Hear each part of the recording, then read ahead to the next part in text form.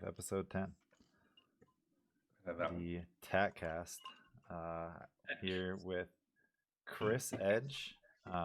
We have Bryant and Dennis as well. Episode 10. So hitting double digits. Thanks for joining us, Chris. I'm excited to actually get to this point with starting the TatCast during quarantine. Another one of the quarantine successes that we got into. So that was something as well. We kind of always talked about. What truly amazes me about this podcast is that we have never scripted anything. We kind of just say when live, we don't get like crazy amounts of viewership, and I'm not sure if anybody goes onto the YouTube and watches like previous episodes, but we get a guest on every week that's more than happy to do it. And it's just been a thing that's continued on, which is cool. Because to me, I mean, I don't think at this point I even really like think of the potential viewership. I just find it do it to talk to another artist about what they do every day, because we do this, we work together, so we know what we do together every day. So I think that's probably the best part about the whole thing. But yeah, Chris, thank you for coming on, spending time with us tonight, and talking about tats. So where are you at right now? What are you doing? I'm at the shop because I just finished tattooing. Nice. Goddamn. So we open at noon. Depending on which social media platform you look at, we close at a different time every day. But we don't. We're noon to 8-ish every day. Yeah. And I try and be here for those hours. So if the phone rings, they're not, you're not gonna have somebody motherfucking you because you weren't here when the internet said you were here. Right. Mm-hmm. But yeah, long day today. And where do you work? Where are you working now? I know, but yeah, for sure. I work at New London Inc. We're on Bank Street in New London. We are surrounded by a bunch of other awesome tattoo shops. It's actually a really cool place to be. I work in like a little bar street. We've got a cute little downtown area here. We've got the Navy base just on the other side of the bridge. It's a cool spot. We're like a stone's throw away from the train station. The ferry comes right behind our building. It's tight. Nice. How do you think that does for like how are you for like walk-in business and stuff like that? Like just overall, I mean, right now obviously it's a strange time, but just like having that kind of like environment and that kind of surroundings, like how does that affect your? Well, I've only been here for a year since July, so I didn't even work a full year. But I will say that like, a lot of people talk about the lull of like the pre-holiday season. A lot of tattooers start to taper off like early December, but it's been crazy busy here always. It's been awesome. Like I want to work, I want to do tattoos. I think it's a fun job. So yeah. We're lucky to have all these things around. We got a college right up the street. We got the Navy guys. The Coast Guard Academy is 4 miles from here or something like that. So yeah, we're right downtown. So we get a lot of like foot traffic through here, and with all the bars and stuff too, it's like, you have a bright, well lit up shop. People want to come in and check stuff out. Obviously with COVID, it's like, we're not letting people just walk in. Right. We have a big sign in front of the door. You have to literally climb over it to get in. And you have to call our number. We don't let you in. You know what I mean? Like we don't want people to be in a situation where they're essentially, held hostage by whoever's walking through the door. So we're trying to make it as safe for the guys who work here, but also as safe as we can for our clients. Right. Okay. You're primarily, are you like appointment only mostly for yourself? So I try and do like 1 or 2 appointments a day, depending on size. So like the other day I lined a full sleeve and then took something else after it. I try and book myself till around 6. So people get out of work. If they make a phone call and they want to come in, I'm more than happy to take them if I can, Cool. Nice. I think that's a very good way to approach tattooing. I feel like nowadays, people tattooing is kind of like a luxury job Sure. where when you're done, you go home. I worked at a lot of shops where when people are done, they go home, whether that be at close, whether that be maybe 3 o'clock, and then their 4 o'clock cancels, so they just take the day. I find that to be a pretty admirable quality in a tattooer, that you stay through the workday. You're Sure. there for your appointments, but the business is still open, and there's potential for more. Right now I think is a little bit different for a lot of people because of the virus. We don't get a lot of people that are um, looking to like walk up or something like that, but it's always good to have tattooers like that. I always thought that was pretty important. I'll be honest with you, man. I heard I think it was like a Keith Caramello podcast. Jimmy Litwalk was on, and he asked him like, he's like, oh, so you only do like your thing, right? And Jimmy was like, nah, man, I take walk-ins all day. You want a name? I'm gonna slap it on you. I'm gonna do the best job I can. And that really had me, second guessing my work ethic, because like if this dude who's like a huge deal, an amazing tattoo, Right. like, nope, I'm here to provide a service. Right. Like, who the fuck am I to be like, no, I don't want to do it. You know what I mean? Like, I'm here to do the best job I can and make Right. your body look cooler. Like, let's do it together, Yeah, for sure. I think it depends too, on people's. The cool thing about tattooing is that some people have so many different personalities and so many different outlooks on it. Sure. Where there are all those tattooers that are appointment only, and once their appointments are done, it's like, hey, just I'm done. That's it. And I don't do this, and that. And I mean, that only leaves room for other tattooers that are willing to 100%. to take that. So I mean, if I think it's it's an industry where you can survive off being appointment only, but if you want the extra, people there, it's available for people. For sure. You Yeah. want it, you can I get think it. that's the beauty of the job, Yeah.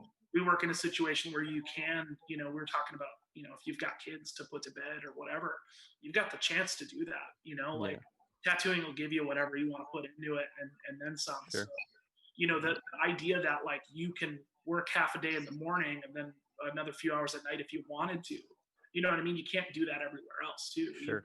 The flexibility is amazing. And Yeah. like, I'm thankful to have gotten the chance to learn how to tattoo. It's super, super lucky. My apprenticeship was awesome. I wasn't scrubbing a floor with a toothbrush. You know what I mean? Like I was treated with respect, and I was just taught things every day. And when I fucked something up, I was told that I fucked something up. And we talked a little bit about this with Joe last week. You apprenticed under Wes. yeah. How was that?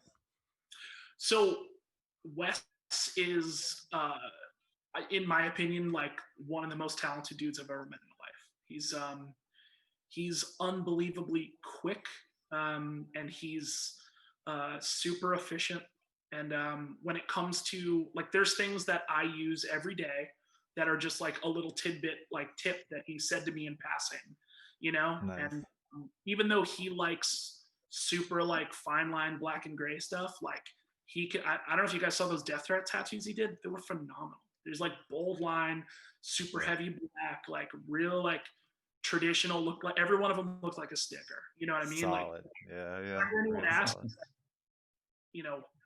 I've got a friend who wants to learn how to tattoo or whatever. I'm just, I would hope that they find someone as cool and as accommodating and as smart and wise as Wes. Yeah. Stoked that that dude's got this new shop in the works. Like, even though we don't work together anymore, it's my homie, man. He's phenomenal. Yeah. Cool. And he's got he had a team. I was talking to Joe about this too. He had a team of quite some heavy hitters. When I was coming into tattooing, you and Joe were definitely people I was looking at as far as like tattooers. To be inspired by just in like the local area. So that shop was definitely a shop that I looked at when I was really getting into the tattooing, because I liked everyone there, and he's always been a super nice guy to me. So Yeah, dude, he's the best. Yeah. Sounds awesome. Thank you for saying that. I Yeah. never consider myself an inspiration to anybody, but that's awesome to hear. Thank you, man. No, your work's super solid and super clean. I wanted to talk about something specific with you. I've been tattooing for a few years now, and just when I think I find my style in tattooing, it seems like the next day I want to do something different. Not like completely like jump from realism to traditional, but just like the way I take my traditional tattooing, which for the most part is kind of what you do, but with like a neo um, pop culture kind of referenced look to it. Sure. But it seems like you've got it down. Like exactly how you want your tattoos to look, your palette, your approach, and it works for you. And I'm wondering, how long did it take for you to get to that point where you were like finally maybe content with the look that your tattoos were getting, and how you knew or when you knew that was what you wanted to do. Um, well, thanks. Thank you for that. Um, I talk about one of my coworkers, this guy named Ed Knowles. He works diagonal from me over here. He's a super rad neo-traditional artist, and we're always talking about the real nerdy side of like color palettes and like why all of my tattoos have a particular look. And a big part of that is that I use the same, like I have, you can see behind me, I have like a top row of colors that are in almost every tattoo. Sure. I have a second row of colors that are generally like the mid-tone or shadowed version of that. I bought the Abbott color wheel super early in the tattooing because I'm super new, man. I've only been tattooing for 5 years. Yeah. So like for me, every bit of information that I can get or pay for, like I've taken the Seth Safari machine building and tuning courses online. I've Me too. bought almost everything that Russ Abbott puts out. You know what I mean? Because those you can find a little tiny tidbit of information or a huge block, all at once. And Right. I'm always trying to figure out how do I fix my tattooing. You know what I mean? It's always like I'm going to be my worst critic. And I'm sure you guys do this too. You take a picture of a tattoo and then the person leaves and then you're zooming in on it. And you're like, oh, a little piece of paper towel on this, or like that glare sucks because that line was dope and I hate that no one can see it, Right. But like for me, I'm trying to find something formulaic that I like. And a big part of that was like, I spent months and hundreds of dollars on trying to like fine tune the pink that worked with the blues that I really liked. You know what I mean? Right. And then I finally found that when they healed, I found what worked. But like jumping between 4 different reds and going like, oh, so lipstick is the one I should have been using the whole time. Yeah. The color wheel was super helpful for that. And as far as like the other aspects of my tattooing, like I'm always trying to focus on my line work. I want the tattoo to stand alone, even if I don't put any shading in it at all. I want someone to look at the lines on paper and be like, awesome. And that's my biggest stress point is when my client's waiting and I'm printing out or, pulling the design out to show them. I want them to be like, wow, when it's just line work. And I feel like if I can get that, I've already like got a level of success in that particular tattoo before I've moved on to the next thing, And one of the things that like I learned from Wes is that, when I was working digitally on like t-shirt design and stuff like that, I could just keep manipulating until it got to where I needed to be. You know what I mean? When you lay a stencil on, at least for me and the style of work that I do, if the stencil isn't solid and it's not perfect and doesn't have all the information that I need, it's probably not going to be a successful tattoo. You know what I mean? Like if I lay something on and it's a lady head and one of the eyes is kind of missing the bottom lid or something like that, I'm going to want to replace that stencil because when I'm stretching the skin, I don't know where that line's going. You know what I mean? Like that's a good way to look at it. Yeah, and for him, it's like he really drilled it into me. Like your line work is the bones of your tattoo. So talking about the formula of tattooing for me, it's if I can start with something that looks solid in just the lines and then get the black where it needs to go. It's just mowing the lawn at that point, right? I'm just got to do the work. But like if you do it enough preemptively, but me figuring it out, I'm in the same boat as you, man. I'm constantly trying to add a new thing, even if it's a machine. You know what I mean? Like, oh, this is going to give me cooler whips or whatever. You know? We definitely at the shop, you know, and the reason I asked too is because um, we're always talking about what we're using, especially color palette. We're talking about colors all the time. Yeah. um and machines definitely is like our new thing at the shop. Like I've always been a machine guy, but you know, and then these two we're using the pen for a while, and now we're using all sorts of stuff. Yep. But it's interesting you talked about the colors first, because you know, what seems to me is that as kind of weird as my tattoos change, and it seems like I'm doing something different every day. um the palette is staying relatively similar. Like there's just that 3 or 4 colors that I grab right off the shelf for every tattoo, Sure. and then I look for the other couple that I need. Yeah. And that being just like some really core, like eternal colors, true gold, Yeah. red cross, smoke, and you know, like just kind of the traditional colors, and then I'm kind of just grabbing the pink and the purple I need from wherever. Yeah. um Yeah. and then line work as well. Like, you know, you said, you know, your line work is your foundation, and line work, it was something from the beginning that I always thought that I had pretty good, until recently when I realized like it could just be so much better. And then especially when you have those, like, I feel like they come in like waves, like these weeks where you just, every client, like their skin just fights with you, and your machine fights with you, and at the end of the week you're just so defeated. That's the end of my week this week, is that I'm so defeated because I had all these great tattoos I was planning on doing, and they just didn't work the way I wanted them to. They were fine tattoos, good tattoos, but just like, you know, I'm doing the zoom in, I'm looking at all of them. Yep. I'm not posting every day because I hate everything, you know, like all the pictures are terrible or whatever. Oh no. And then the next week, like, line work will be on point. Like I'll just get it, you know, and it kind of comes and goes. And that's something we're always like talking about at the shop. You know, we're always talking about machines, colors. It just, you Yeah. know, everything. It's just become part of our everyday, and it's pretty cool. So what machine are you using now? We are all lining with the Sidewinder.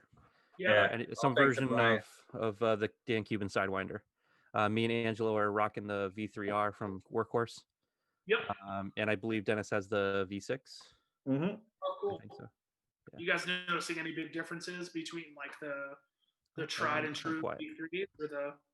Did everyone go quiet or just? No. Can you hear me? That's only for you. I hear everybody. Yeah. Be good. Oh, Maybe his headphones died. Could be. Yeah, while he fixes that, I'll throw down an answer. So yeah, I think the V3, it seems to My headset have a died, little so. bit more complications. So like I think the V6 runs cleaner as far as like setup and whatnot.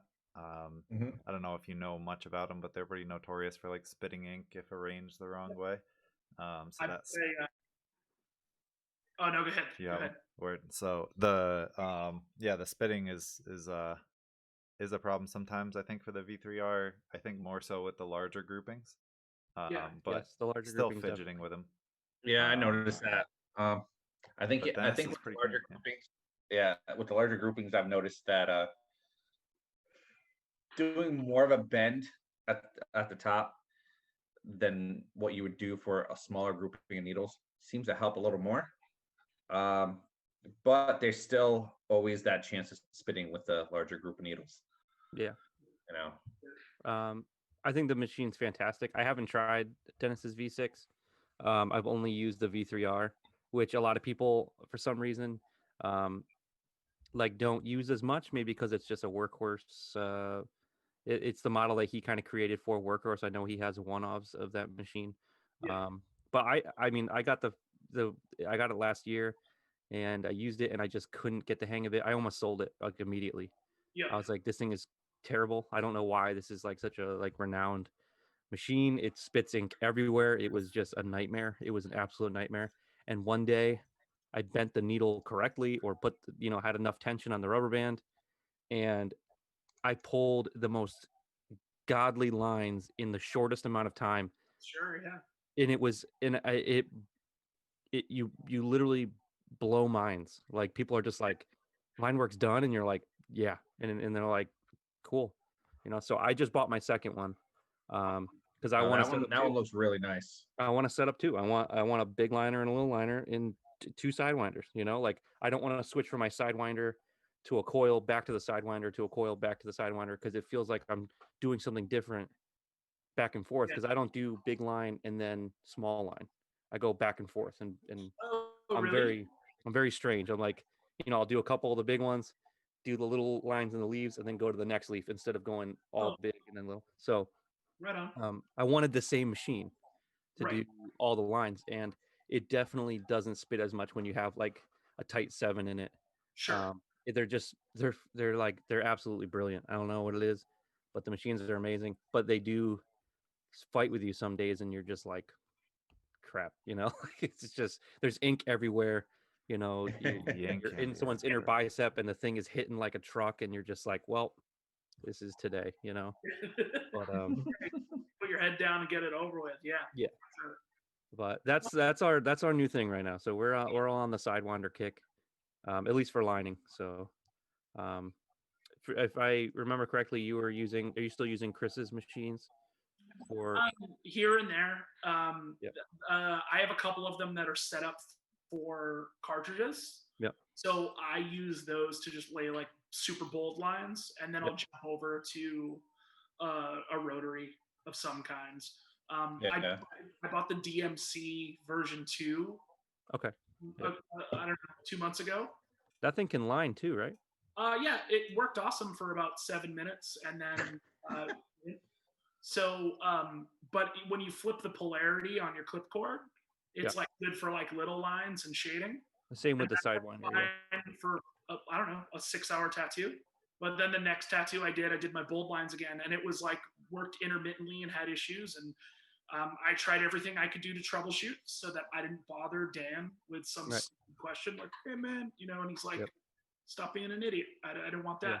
So I finally sent it back to him after like 3 weeks of just me fighting it. Yep. And he was like, "Yeah, man, the cam on it is way too big. The throw is way too far.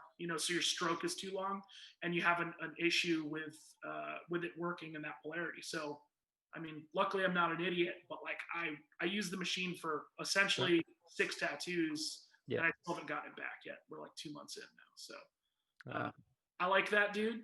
I like the machine a bunch. I just like would love to be able to use it. Yeah, my issue is I've messaged him about 4 or 5 times. I've never gotten a response. I've never actually had him read any of them. I have a buddy who does the repairs for the workhorse machines. Like he works in Michigan. Yeah. So I luckily have been able to bother him. Yeah. Which I think is why I'm getting a response here and there. But it's usually just like, "Yeah, man, your machine sucks. I'm fixing it." But yeah, I bought it. I just bought it new. I had to wait for Sunday morning and get up early and all that shit. Sunday morning, baby. Yeah. Sucked, man. 8 a.m. and I'm spending $1,000 on a tattoo machine, and my fiance's like, "What the fuck are you doing?" But, I mean, the tattoo machine I've been using for the last, since we got back from quarantine, I bought that Mass Tour Pro, like one of those Amazon $150 machines. Yeah, everything I'm posting. Really, dude, and that chrome ship was fire. Oh, thank you, man. Yeah, I've got like everything FK Irons make in my top drawer. I haven't touched it 4 months, Wow. Because I'm using a $150 like toy that I bought for the lulz, but it's been great. I can't say good things about it. Good heals too, and like it's healing well as it's going. Yeah, man. Like it's putting lines in quick. I lined a shoulder to wrist and did all the black shading with that machine in 4.5 hours. It's quick. It's real quick. And that's a rotary? It's a pen style rotary. Like, I don't know, the size of a pack of gum. It's tiny as hell. Like one of the ones with the connected battery, like straight job type of deal. Yeah, you can. I use it. I actually was lucky enough to get some really cool clip cords made by 1428 Guitars. He does like guitar luthier work, but he makes like really cool patch cables. And I was like, "Hey man, like, can you just put RCA on one side? And he was like, absolutely. So he made me some Sick. really, really tight cables that I've been stoked to use. For So you just run that. You're running the cables because you like the look. That's awesome. Yeah, well, no, Hey. they're super heavy duty. You know, like Word. I have a couple Albro cables and they're awesome. You know what I mean? But like Yeah. my boy will make them for me and they're as good, if not better. He's using great components. You know, it's the same Nutric jacks and stuff. And he's going to give everybody a lifetime warranty as well. That's So sick. yeah, I've been using them now for about a month, and they've been, you know, I don't know. I pull the cord over my shoulder and stuff. Like I'm trying to get tattoos done. I'm not trying to like, you know, go outside and you know watch TV during the tattoo. You know what I mean? So like I'm working. You know, so these things have dealt with my fat ass rolling over the cord with my chair and stuff. And yeah, man, they're built like a tank. I love them so far. I'm using a Blood Money Irons clip cord. It's the first clip Yeah. cord ever in my career so far that I've really liked. You know, especially when you're using a clip cord for coil machines, Yep. like an actual clip cord. You know that they have such a big effect on how your machines run. Sure. Especially like coil shaders. You know how consistently the coil shaders will run and how long they'll run. And then the cord on this thing, I mean, they have like a lightweight and a heavy duty and this and that. The Yeah. heavy duty has the most tension that I've ever had in a clip cord. And it actually stays that way. It doesn't wear down and eventually become loose.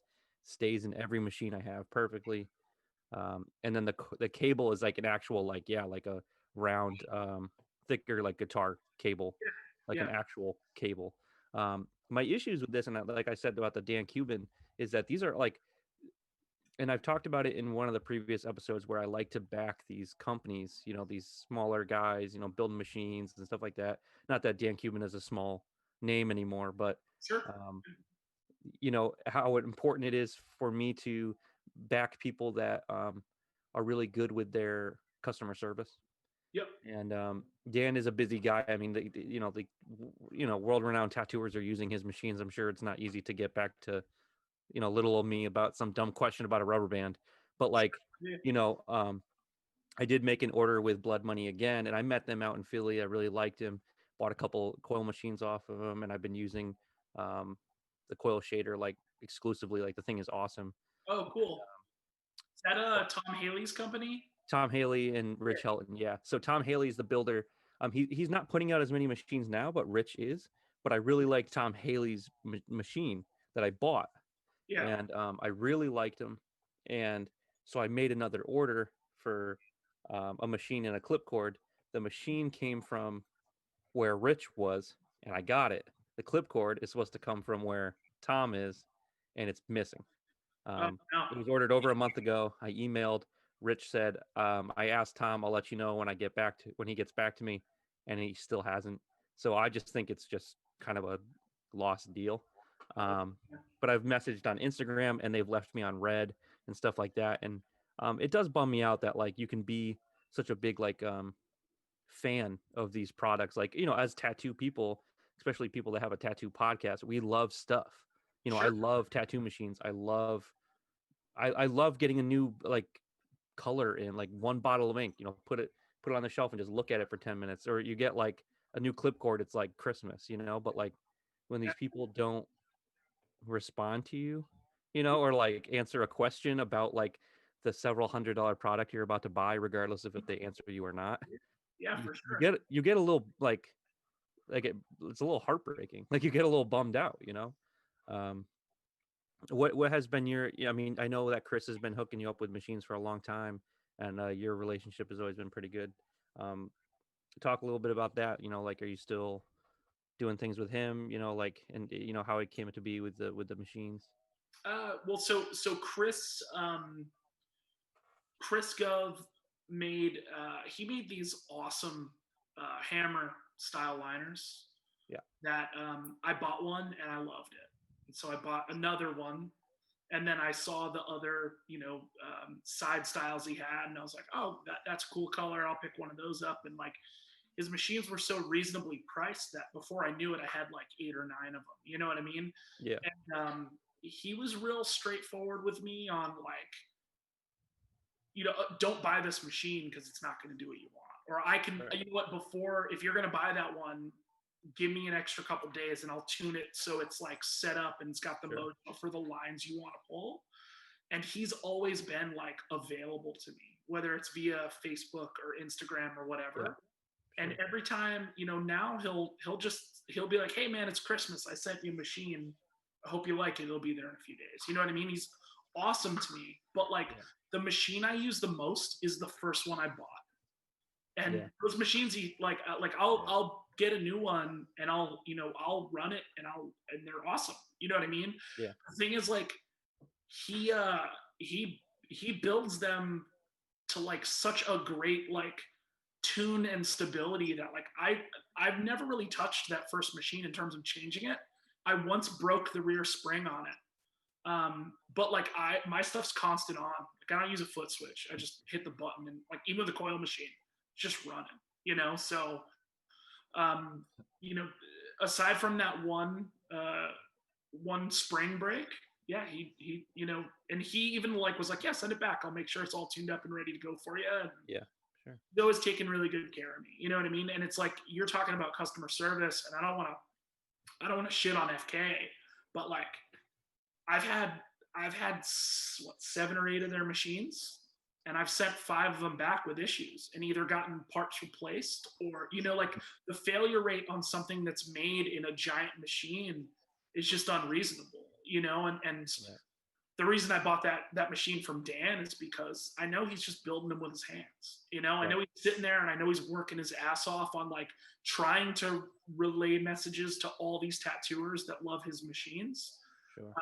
And honestly, it's like what's great about Chris. I can't say enough good things about him. Is he's just awesome when I need to get a hold of him. Man, when I bought my first machine from him, I think a year into tattooing, I bought it when I was on vacation in Disney with my family, and I saved a bunch of money and put it aside, for Disney. And I realized, like, closer to the middle of the trip, I was like, I'm not buying anything here because I just didn't want to, and so I ordered a tattoo machine on my trip, and it was going to be there for when I got back. Yeah.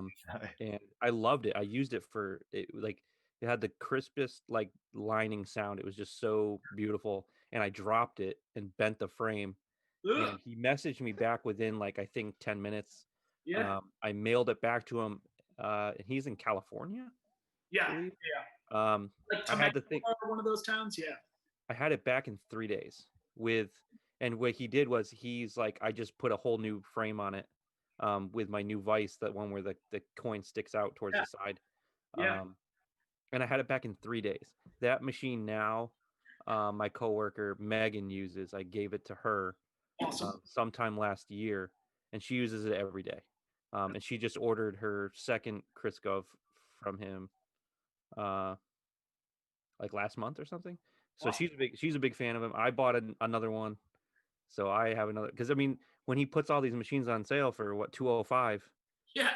I'm just like, "Oh, dude, It's a good these price. aren't. It's not a sale if it's the same price every day." I'm just like, you're gonna make me go, bro. Like, I was like, I don't need this at all, but it looks really cool and it's only 205. Like, I just You're got it. becoming a machine collector in Yeah. your He life. markets That's it. what He it's markets become. it very well. He definitely and I really feel like more people should be using his machines. I 100. really do. Especially for the price. Like they're not even entry level machines. They're just nice machines. I bought a pair of Mickey Sharp's machines for like $650 and like hated them for a year. You know what I mean? Like I had to wait for them to get shipped to me, and it was this whole big ordeal, and they had to like Sure. call and check and make sure I worked in the tattoo shop and all that. And that's awesome. But like I out of the box, that Chris Gov machine laid a bold as fuck, 14 round shader line that looks like I drew it on with a Sharpie. It was crisp on the edges. And I was like, oh, so it's like, it's not me that sucks. It's like, I've just been using garbage. And I'm not trying to like shit on Mickey. You know what I mean? Like those machines just aren't for me. Yeah. And anything that makes my job easier, I think we talked about this a couple months ago, like anything that makes my job easier and allows me to like, not struggle through my line work. Of course, that's what I want. Right. Yeah. Yeah. I mean, that's what I was with the Sidewinder. What really drew me to it was like, I'd have these days where, with a coil, like it just sometimes it wasn't working for me. And Right. I was like, what is going on today? Like, why can't I get this line in the skin? And the Sidewinder just doesn't seem to really have a problem with any type of skin or any body part, with an exception of a few, but it really has no issues. It's a very consistent machine. Um, and I have no issues with the V3R, the workhorse model. I know he doesn't put them together himself. Yeah. But I mean, the thing isn't a coil machine. It doesn't need to be tuned. It needs to be assembled. It's an assembled machine. He's Right. got the formula, and he has a couple guys put them together, which Yeah. is fine with me. As long as it works, it's fine with me. Yeah, for sure. And I mean, they're awesome. I really have no issues with it. What I shade with kind of changes every day. So I take turns with a little bit of everything in the drawer depending on how I feel. But you're using mostly rotary for shading.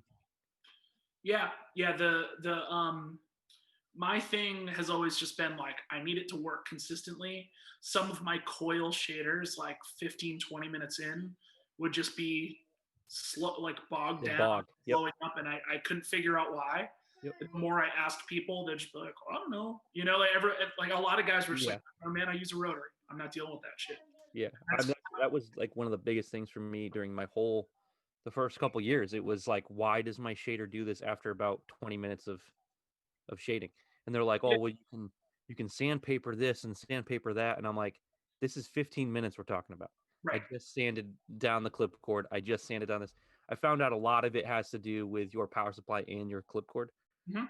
Like clip cord tension is like so important when it comes to coil shading, because with coil shading it's moving so fast. I have a fast hand speed when I color, so it's constantly moving around, which causes that bog, and Right. this clip cord I'm using now, it's just like it barely moves at all. It doesn't go anywhere, so I can get a longer tattoo. I'm also using which I haven't talked about on this podcast, surprisingly, is power supplies. We have not talked about I it know. I actually thought about that last week. I'm like, we haven't really talked about that.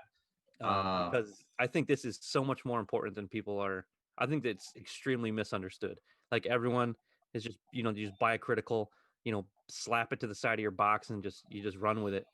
But like I really started looking into it, and I really feel like when I upgraded from the critical to the Musutoku, like my machines just ran so much nicer and so much more consistent and with so much less bog, because the thing has the power of like 10 criticals, like, and it's just like the amperage and everything is just it's such a strong device. By the way, sorry to interrupt. On a side note, I was able to work things out, so we are actually on Facebook Live right now. So What up, Facebook? we started a little late, but we're here. So, but continue. So what are you using for a power supply? A critical. Okay. Like an Atom, like one of the round ones? No, so I have the Atom X, which is just like my backup convention one. Sure. But honestly, at conventions, I'm just using batteries more than anything. I was gonna say, do you use batteries at all? Because we started using battery packs. Yeah, so I bought the ones from Razor Blade, which are basically the same ones you can get on Amazon. They were like, I bought one for $60 to see if I liked it, and I did a 5-hour tattoo I think in Philly or Baltimore. And I was like, oh, okay, cool. I want a second one, so I have a charged one for when this runs out. So I went home with 2 of them, and I probably tattooed for a month with just no power supply, no clip cord.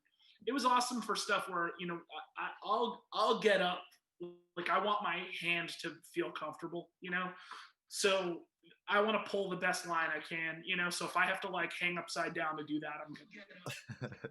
Yeah.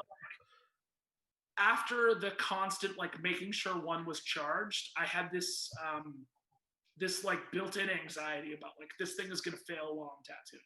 And I knew I had another one just charging right next to it, but like that anxiety just was enough to make me go, I'm just going back to a clip cord. They're awesome for conventions and stuff, but yeah, man, I'm using the CX2 G2, which is like the middle Down one. from Yeah. one with the wireless foot switch. So it like Yeah. doesn't have the wireless foot switch, but it has all the other bells and whistles. Yeah, me and Angelo, we have that.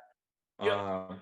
Back in December, Angelo pretty much threw us a bone and got everybody as like a Christmas bonus / gift the jetpack.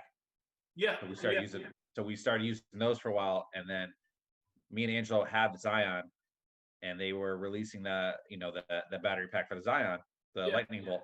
So we had pre-ordered that. There was a big mess between that and that situation, which was interesting. And then eventually, we finally got it. I like it. I like using it. Angelo, on the other hand, he went back to using the jetpack. I don't know why. It I just think wasn't his thing. I just gotta wait for the app. Like once the app comes out, I'll be able to like make sure my shit's all good. But I suspect that mine might be fucked up. The digital give that I saw in the hover, the like new update that they're gonna do looks really cool. And like I said, I got a drawer full of FK machines, and that made me go like, oh, like I'm gonna dust off this direct drive and like maybe do some of that. That's what you were using last time we had talked. Direct 2 for years. Yeah. Mm-hmm. And that machine was like everything that was a thin line or a mag was a direct drive, and then everything like all my bold lines were just the Chris Gov hammer liner. Usually with like the Black Claw, the like the straights or the hollows or whatever. Sure. But now that I've got them all kind of, or the ones that I use like really tuned up for cartridges, they run just as cool with cartridges too. What kind of cards? Nice. Yeah, what do you use for cartridges? Yeah. Every so often I'll use the Black Claw ones, but I still really like the Goliath ones. I like the rubber bands. See, we gotta try, dude. We need to get you're back the on the second rubber person to bands. tell us that. Third. The We got Bowman, we got Oh, Joe, yes. and Chris. Yeah, True. So Bowman hipped me to those in I think at the Hartford convention. He gave me a handful of them and was like, just try them. Just try them and see if you like them. I love them. Just try them. If you hate them, throw them out. Give them to your friend. I don't care. And I thought that was real cool of him. But I tattooed all weekend there with them. I still had a handful of them left when I went back to the shop. Probably, I think before I like approached them about like potentially working with them with Goliath. I had gone through like 400 or 500 of their cartridges, and I think I had like 2 duds. You know, where like either the rubber band tension wasn't right, or the needle grouping themselves wasn't perfect. But like that's it, just the 2. You know, I'll have 2 issues per box with other brands. You know, so I love the rubber bands. I don't really like the membrane ones. They make membrane ones too, if that's what you're into. Doesn't work quite as well, I believe. Bowman said the same thing about the membranes. He wasn't a big fan. And they work fine. Like they're on par with like the Helios like red membrane ones. Like they work the same as far as I'm concerned. But what I like about Goliath is, one, they're semi-local. You know what I mean? They'll get back to me in like again 10-15 minutes. You know what I mean? Shoot her a message. They let me order via text, and they just send me a bill on PayPal, which is awesome. So they've been awesome. They've been awesome to me. They've been awesome to work with. And as like a new tattooer, having allies that can help me again make my life easier. It's you know, I can't say enough good things about Goliath. Well, looks like we might be trying something new at the shop. Yeah, no, it's going down. It's going down.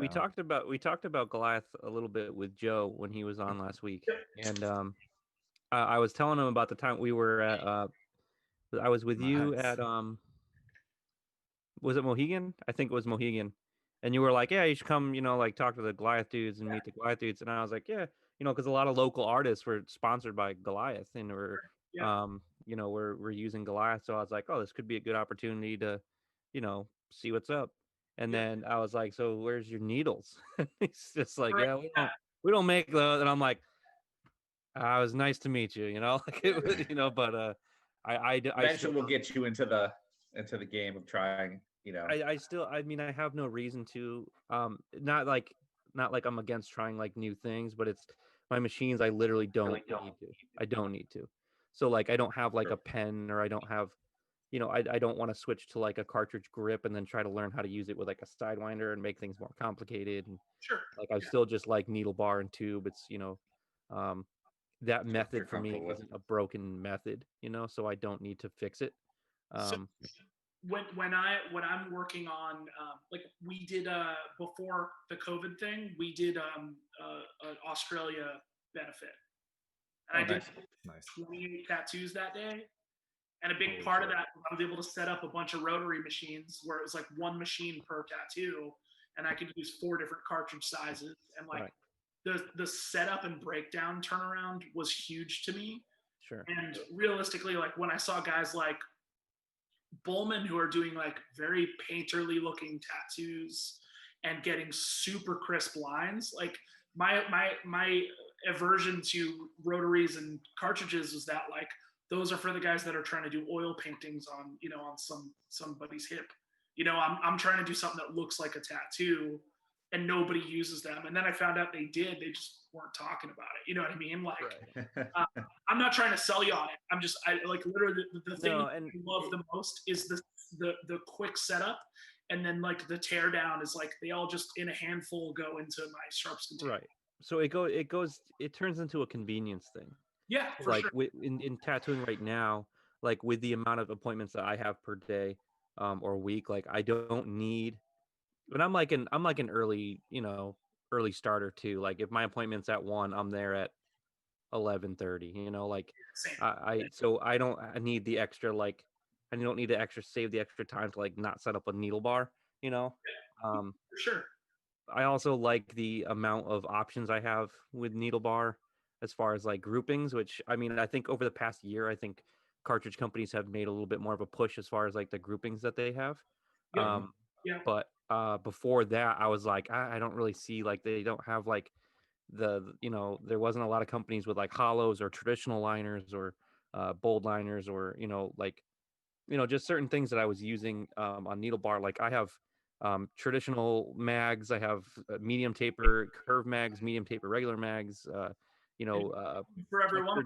textured mags. I have all these options, and I just wasn't seeing that with the cartridge thing. But I also just didn't really want to like relearn how to tattoo before I learned how to tattoo as well as I wanted to with regular needle bar.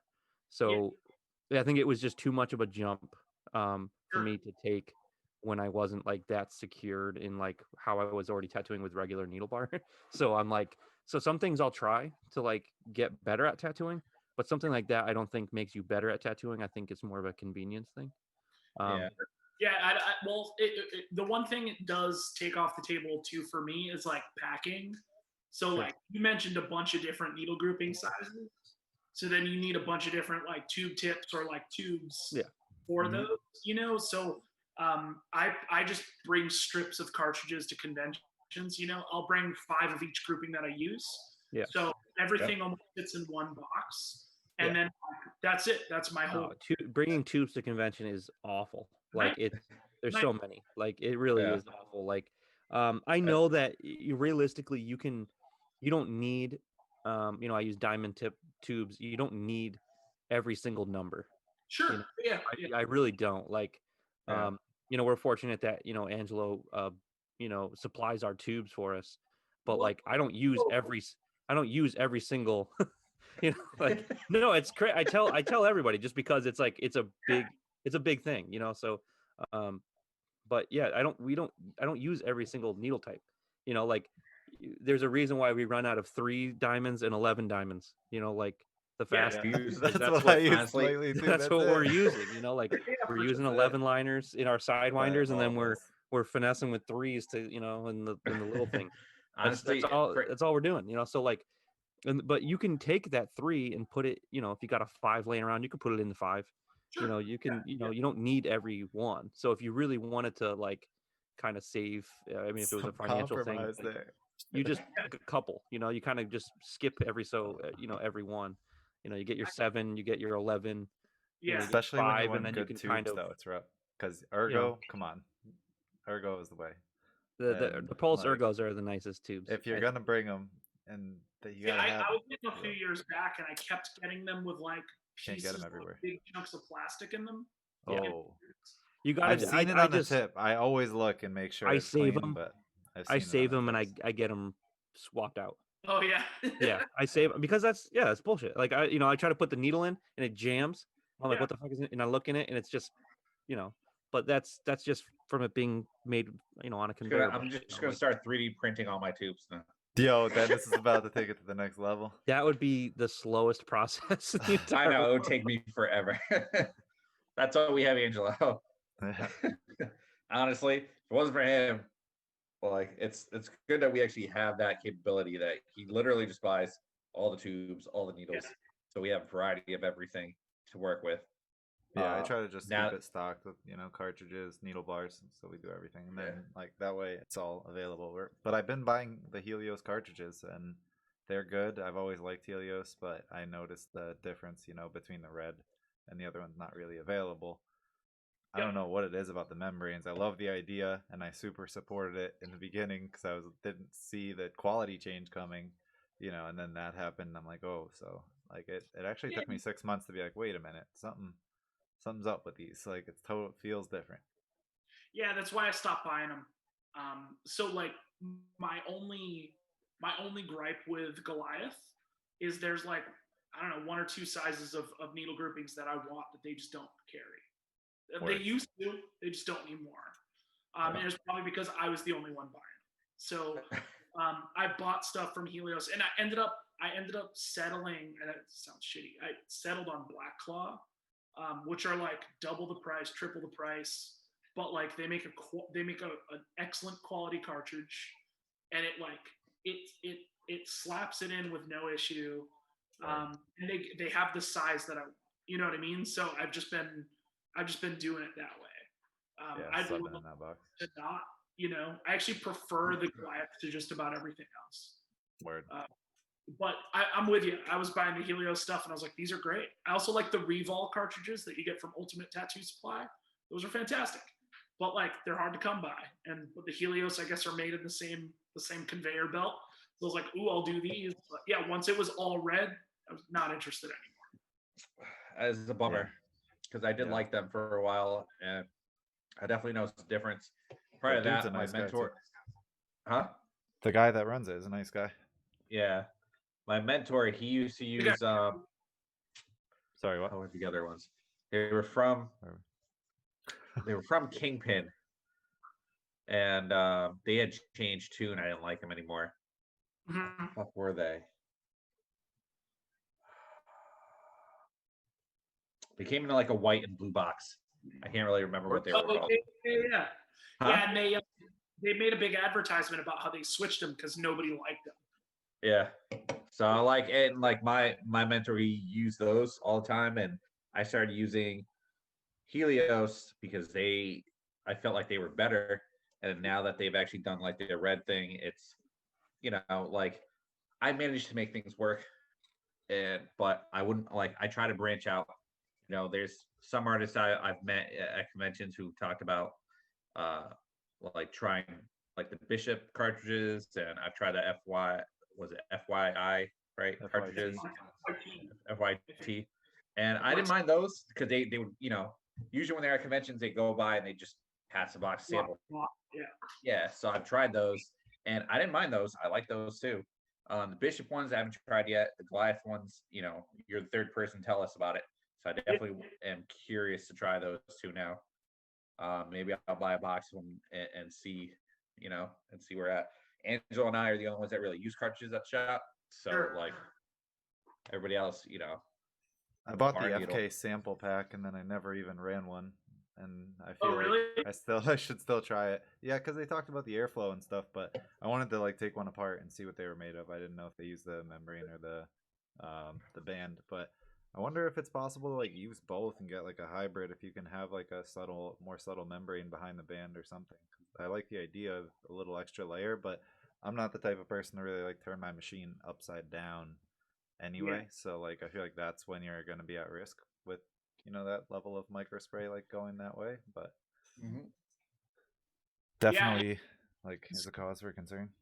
When I used a pen machine, like when I had the Zion, I'd break it down after every tattoo. I'd make sure that the contact for the cartridge was clean. Even if I used membranes, It was just part of my process. And then I'd fully clean the inside of the grip. You know, Yeah. Yeah. they didn't release the disposable ones until after I sold the machine. I Right. used that machine almost every day for a year. Didn't love it, and I was like, why am I in this abusive relationship with this machine? You know? But I actually, same thing. I bought that on vacation. I was in line at Universal Studios in Orlando, and I was like, you know what? I'm gonna do it. And It's that Nice. Florida thing, man. It's that Dude. Florida heat. It gets you to start buying stuff. Orlando. Weird. My Selling those machines. my like relationship with tattoo stuff has always been so strange because when I started tattooing, you know, I learned from a guy, you know, he used coils, you know, needle bar tube. You know, I really didn't know anything about rotaries. I didn't really know that they existed. I didn't know people were using pens. I didn't know that that was something in development. I really didn't know that rotaries were much of a thing. I just thought like, you know, the tattoo machines were that was what they were. And that was during an apprenticeship. So I felt really stupid, you know, knowing that like Workhorse wasn't the only company out there like making tattoo machines, but that's what he used and that's what he told me that's where I was going to get my machines from in yada yada. And you know, he used all Waverly pigment, you know, so he just, you know, it was a real like what I learned from that was like I just fell in love with like the tools. yeah, And it was just like, you know, I started you know, I'd go to Pulse and buy parts, and then I would order Amazon tattoo machines, strip them down, um and even sometimes like take pliers and like bend the frames to like how they're supposed to be bent because they were always all wonky. And I would, you know, try to like uh finagle the vices and stuff, and I would build little machines yeah, until it ran. I would just assemble them until they ran. I would never use them on a person, but sure. like I just would assemble them and then until I heard the noise and it would be like, oh, check this out. Like, you know, like I made a working tattoo machine with a $7 Amazon frame and a bunch of parts from Pulse. Um, but yeah, that was like, you know, kind of where I fell in love with the whole like tools. You know, you're like loving your tools and respecting your tools and stuff like that. So for the first like I think, you know, well over a year I was very, you know, only coil, you know, coil this, coil that, blah blah blah, because I think I was more obsessed with the aesthetic of it rather than the performance of it, because I wasn't tattooing long enough to know that yeah, coils are better than rotary. You know, I knew for a fact I never really wanted a pen machine in my hand. Like I just don't. But I think I was It's gonna be like, that one day you're going to. You're gonna convert to the dark side. I mean, Yeah. I've made so many conversions so far that like eventually there's going to be an end to it, and I don't think it's with a pen. But you know, I have so many machines now. I just got to learn how to use all of them. But I think it was like the first. I think after like a year and a half, I was like hanging out with my friend. I was drinking, and I'm like, I'm gonna order a rotary, and he's like, no, you're not. And I'm like, I'm gonna do it right now. I bet you I will right now. And he's like, no, you're not. So I ordered a rotary. I ordered a Neotat, Vivace, Yeah, little thing. And I was like, I need a whole new clip cord for this. And I ordered the clip cord and the machine, and then I got it, and I was like, oh my gosh! But I tried it, and it was like really cool. yeah. It was like really good. Those little like just slider rotaries were just really cool. Now I have that one. I have a Neotat. I have Jay Kelly's automaton. Oh, cool. You like it? That thing's awesome. I really like that. And then I did get another of Dan Cuban's the mini crankers. The one Yeah, I had at Philly. Um, that I didn't like. It was broken. Like that thing was broken, which I didn't know, but it was broken. But I sold it to a guy at Philly, and then um, like the bar, like the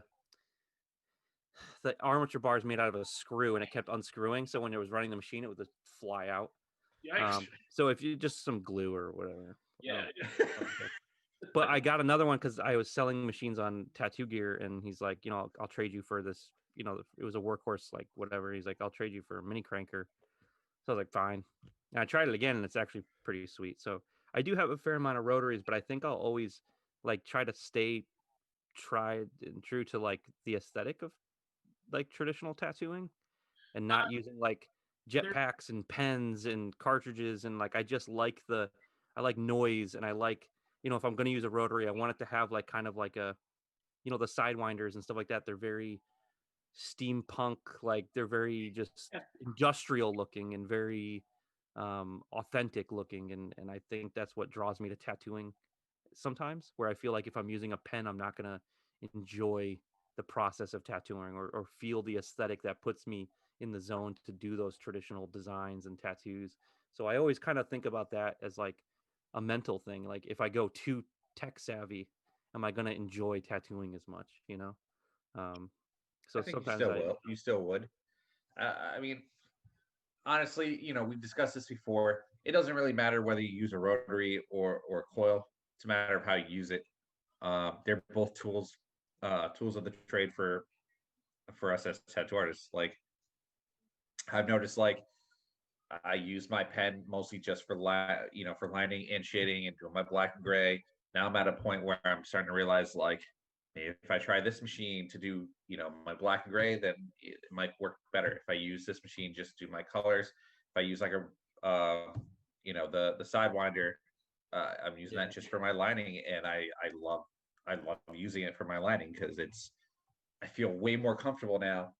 And even though we we kind of say it's kind of a little bit like cheating, it's the regardless, uh, it'll be a difference between somebody who's an experienced tattooist like we are compared to an apprentice that just like all of a sudden gets one of these and I they would don't never know. put a sidewinder in an apprentice's hands. That just sounds like it just That's sounds like like a terrible idea. it sounds like So, an like, insta because it's quit to still, me. Like it just they'd be like, because nah, I'm good with even if this. you consider it like cheating, there's still a skill behind trying to figure out exactly how you're going to move with this with the machine. Sometimes I think of it this way too. Um, so I was working last year when I was working at Radical House. I don't know if you know him, Chris. Andres Tattoos. He works in Manchester, in Connecticut. I worked with him for a few months last year. Brilliant black and gray artist. Yeah. Like absolutely brilliant, just like brilliant guy. Um, and I mean, I came into his shop. I was the only white dude that worked there, and I was the only guy that did traditional, and I was the only guy that had coil machines. And he just thought I was some like wizard. Like he's like looking at my stuff. He's like he had no clue what this was. You know, he was using a Zion, and he had no idea how coils work. Like he used them in the past, like maybe when he first started, but like he just like thought like the work I was putting out and I used only coils, he just like couldn't fathom. Like he didn't understand like how it was working. So he bought a coil machine. And then working at the edge, like, Angelo bought a coil machine, and then Angelo and Dennis bought a sidewinder, like so I've always had like I feel like this influence on the people that I work around where they're using these pens and stuff, and then they step back and they're like, oh, maybe I'll try a coil machine and some like, needle bars.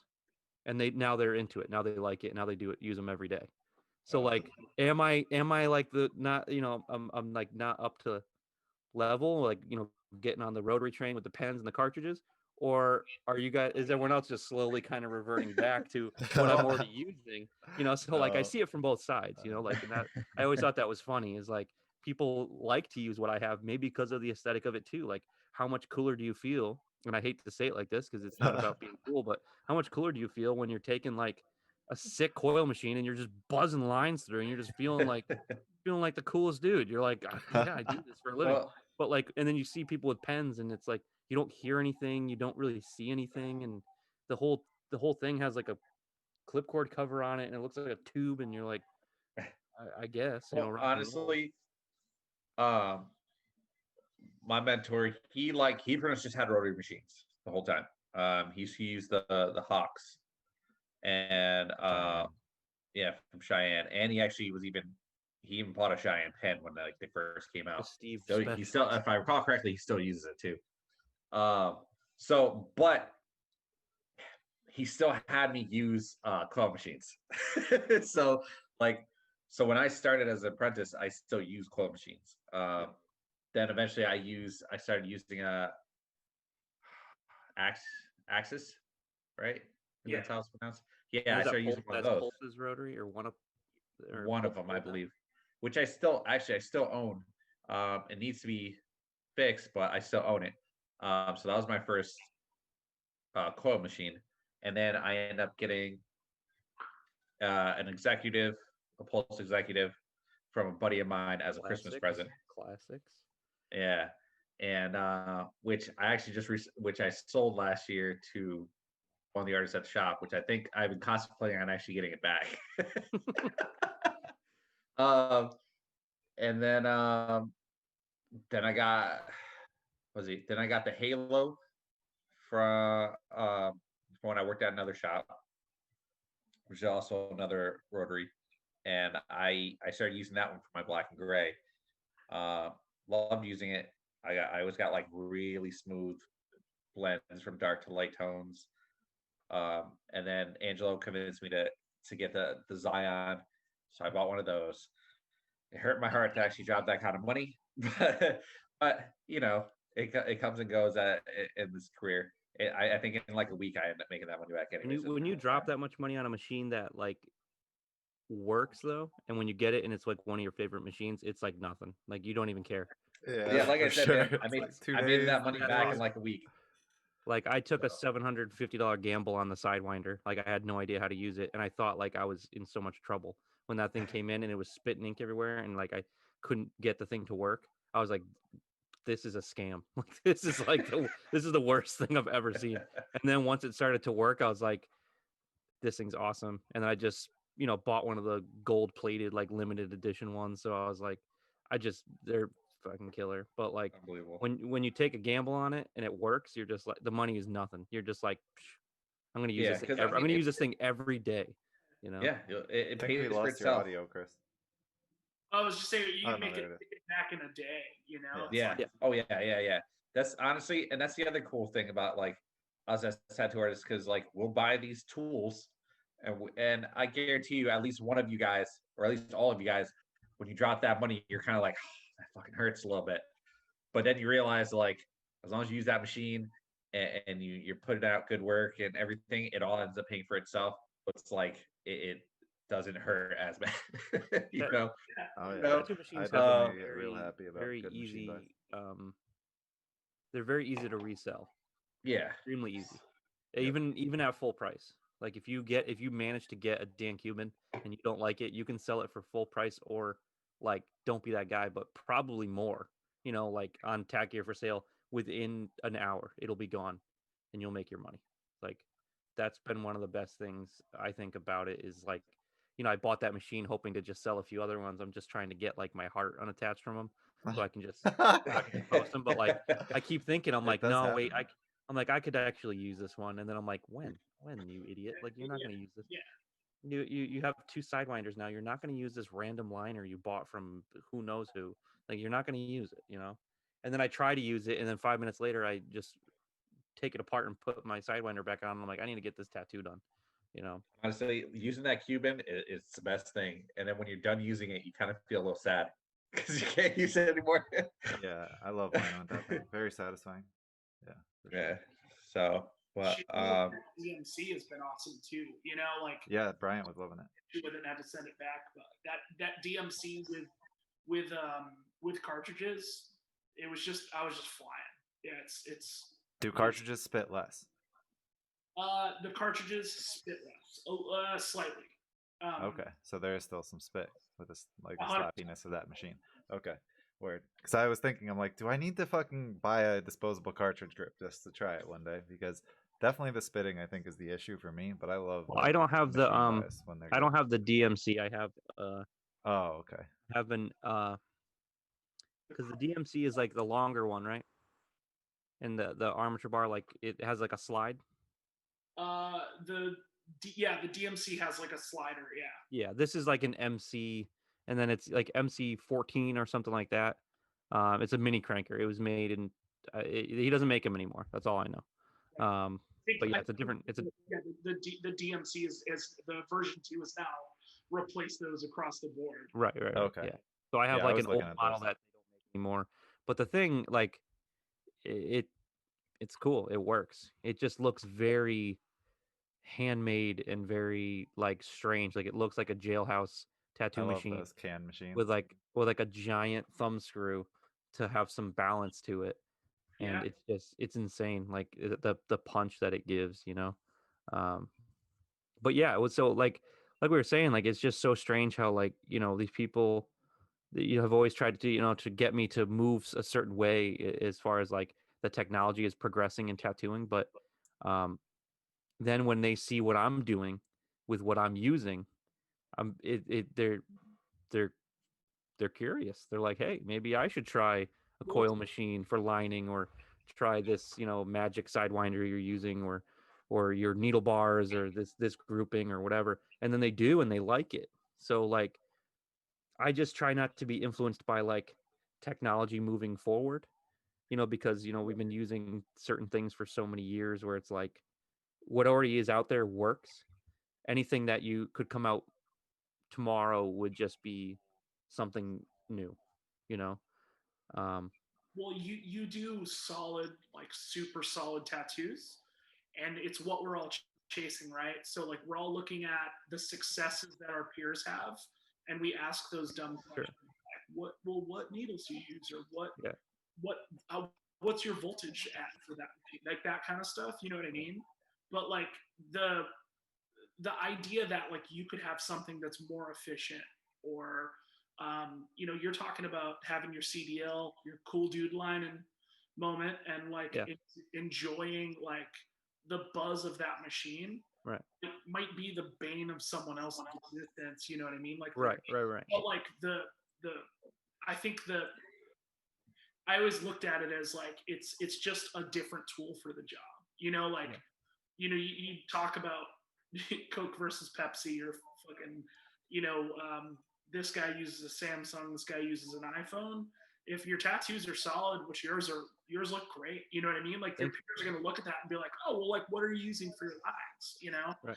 And I think there's definitely a charm to coil machines that isn't quite there with these kind of like dildo machines that come out. Right. But there's definitely something to be said for like the ease of cleanup and like the consistency you get from something that either works or it doesn't. Like Right. that's what I liked about direct drives. There was nothing I could do to service the machine. Either it was working as it's supposed to, or it's not. It's not a tunable thing. And it took something off the table for me in terms of questioning how my day is going. Like going back to what you said earlier, like you're having a rotten week or whatever. I would be in my own head like, am I what's wrong? Is it my clip cord? Is it my power supply? Is the building power not Yeah. giving me That's shit what out this of week has been, for sure.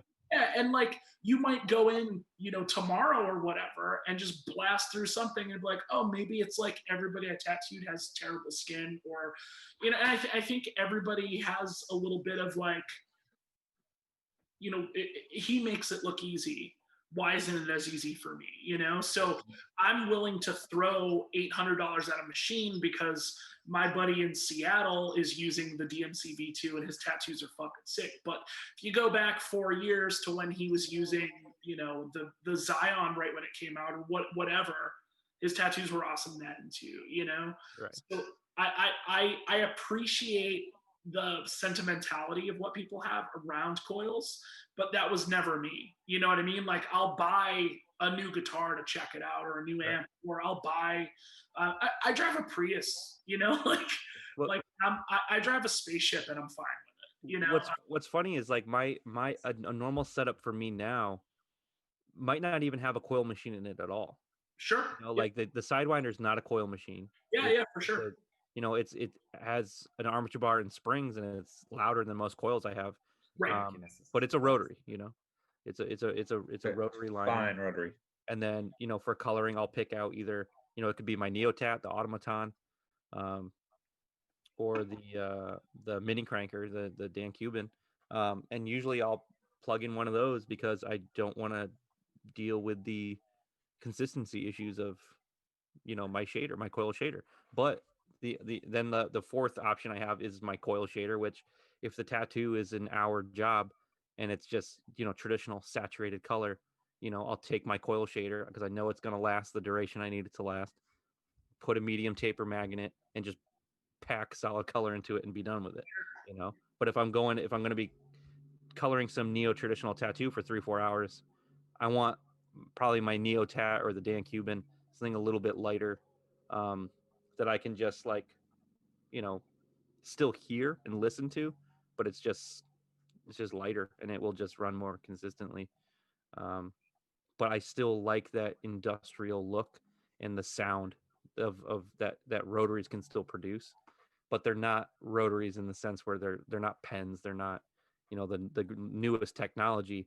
It's just a it's just a motor instead of Sure. Yeah. coils. You know, it's just a motor, but they're still old looking. You know, like I just like that feel. I don't know, and I think aesthetic is important to me in tattooing, not for like the cool guy sense, but it's a mental thing. Like I just really, you know, when you hear a tattoo machine while you're tattooing, you remember like, hey, you know, I I'm a tattooer, you know, and this is really fucking cool. And it can kind of like boost your morale, you know, in a way where it's like, this is like I'm producing this sound and people like being on the receiving end of that sound. You know what I'm saying? So like you're producing that and you're creating that environment. When you go out and do a tattoo shop, people think of the noise. And when you're producing that, I think that's like a big thing. But I look at tattooing in like some weird spiritual way too sometimes. And it's like not how everyone else thinks. You know, like I find it to be like extremely sacred in different ways. So I'm like kind of weird with little things like that. But I think it's big for me. I think the sound is extremely important, and just like overall, just the aesthetic of it is just pleasing. You know, I love in that nostalgic more than sound. one way. Yeah. Yeah, Like it's like the definitely. smell of green soap. Like, yeah, hell yeah. When clients come in, that's all part of it. For sure. Yeah. Like growing And up, I remember that. Just like always the green soap hits the nose. yeah, you were around. Yeah, you've been around for it like your whole life, pretty much. Yeah. Um, as for Bryant, like, you know, that's one of the aesthetics about you being at the shop, uh, is that you like we're all passionate about being a tattoo artist. We're you know we're all about it, like trying to improve what we do. You do it on a whole other level where it's awesome because like you can look at a machine and go through it and pick it apart and you know usually like for us if I want to have that aesthetic to actually know how to like if I start using coils again, I want to be able to actually know what's wrong with it. Right. I only like I have like the bare minimal understanding of a coil machine. I put one together, no problem. Uh, Whether it's gonna run well, you know, that's a whole other story. Yeah. Tuning and Uh, assembly are like two different yeah, things completely. exactly. So like, but for you, you like whether you care to admit it or not, you have that thought process where like, okay, there might be something wrong. So it could be either this, or this. Right. Uh, And I think and that's a complete different thing too, you know, that I didn't even mention, but it's probably like my biggest thing that I've told people in the past is like, if I buy one of these pens and that sucker breaks mid tattoo, I'm not fixing it. You know, I got to it's a send it back. motor. You know, like that one time where Angelo's machine broke and he had to send it back in the mail and he never saw it again was like, I took my coils and I held them like children, and I I was gave just him like, I was like, PTSD, I'll man. save you. You know, like I was like, I'll fix you. I'll make you better. You know, like myself. Like or I'd have to bring it down the street to like what Jay, who's a professional builder that, you know, lives in our state. You know, like Right. it's Yeah. the like, you know, you take all the inconsistencies and stuff like that of coil machines, but the fact that like if a spring snaps mid tattoo, I can fix it. You Sure. know, I would probably just plug in one of my other 20 machines, but like I can fix that one if it was my only machine. If they said Yeah. this is what you have for the rest of forever, I could fix it. You know, and I think that is like beyond important. I think that's like super big. You know, I don't think those pens just like blow up every day, but No, like if I bought one and they it do. did, I'd be a little pissed.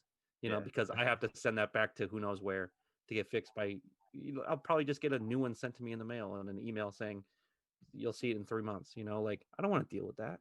Like I said, Chris Gov, 3 days, three Right. days, California and back in California fixed and back in 3 days. So Great yeah, machine. like I have had very few machines that I've actually owned, especially while I was like a professional tattooer, as in the sense of like not an apprentice. So like when I started off, I think a lot to the tune of what you were saying, Chris. Like I used a rotary. I was tipped off by like it was right around the same time because I've been tattooing 6 years ish. So like rotaries were really starting to catch on at that point, the beginning of my apprenticeship. And I talked to a lot of artists, and one guy was just like, "You need a rotary because it's going to minimize the variables." And then when you have that minimalized variable, then you can learn how to move your hand. Like that all made sense to me and clicked. Like coming from like a scientific, like real, like just baseline approach to like trying to learn. So that was attractive to me, and then I switched eventually to using a liner after like watching Bryant for a long time, and just the different style of like the approach of making the lines with the coil machine, which I had never used. So um, that was like a big change for me. Was like even wanting to try that, and I knew like eventually I would try things and like dabble with more than just the rotary, of course. And I think like it gets to the tune of what you're saying, like also, which is we're all looking for the best, item for ourselves. But it's nice to have someone, or even just a lot of people, that you work with that are like doing the same thing, and then you're like getting to try all these machines, and they're being Right. bought and sold very quickly at Well, a high pace, I and you're think figuring we out I what think works for we you. rel So I it's think an we interesting rely process on to be a part of. I think we rely on one another to have the opportunity to try these things or see how it works for them. Because even if it doesn't work for you, you still were curious about the fact that it was working for me and wanted to try it for yourself. Because if it did, then it only benefits you.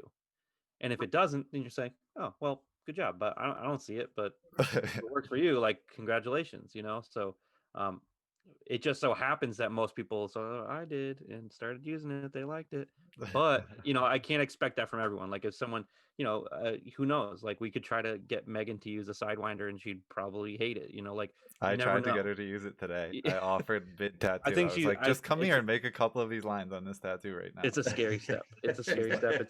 It's a very terrifying machine for some. She But definitely can do it. Megan learned Okay. from Oh, she could have done it. That's why I Angelo. would offer it.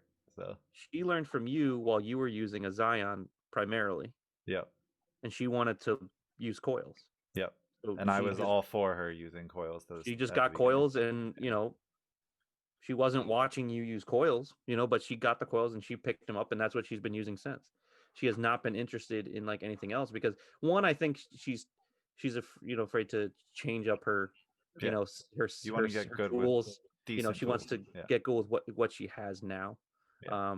which she's been doing phenomenal. So, Her line work's always been on point, over the Yeah. past like year. And but I I mean, feel like if she had a Sidewinder, it would even be it wasn't much crazier. longer. I bought that Neotat on that one night, and then I plugged in the Neotat, and I was like, "This thing's actually badass," So you just never know until you try it, and you don't really think about trying things until you see someone else using it. You know what I'm saying? So I think that's that's pretty awesome. So Speaking of interesting tattoo machines, Chris, do you fuck with like the European gulag machine pages and like weird, real fringe looking handmade rotary ridiculous shit?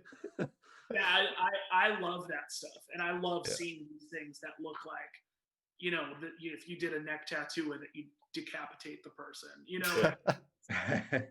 and you hear them running, and it sounds like, I don't know, a dump truck fucking an elephant. Like I think that's and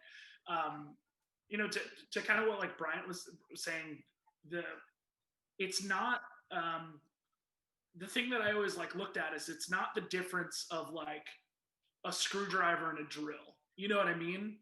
It's like two different kinds of drills, and I think that there, I don't know if you guys have found this, but there are definitely some drawbacks to like most of the popular pen style machines for certain applications. Like we're talking a lot about lining, and I think one of the benefits of the Cuban stuff is you have the consistency of a rotary motor, but you have like the power and the punch and that snap that you want, so that you're just grazing the skin and throwing in a super bold line. Yeah, and you barely got to touch them with those. Like it's sick. It's But sick. I'd be terrified to tattoo somebody's shin with mine because or like a super sense. I don't know if you guys have done like an inner elbow with yours, but like I'll just like Yep. I'll suck it up and use like one of my rotaries and not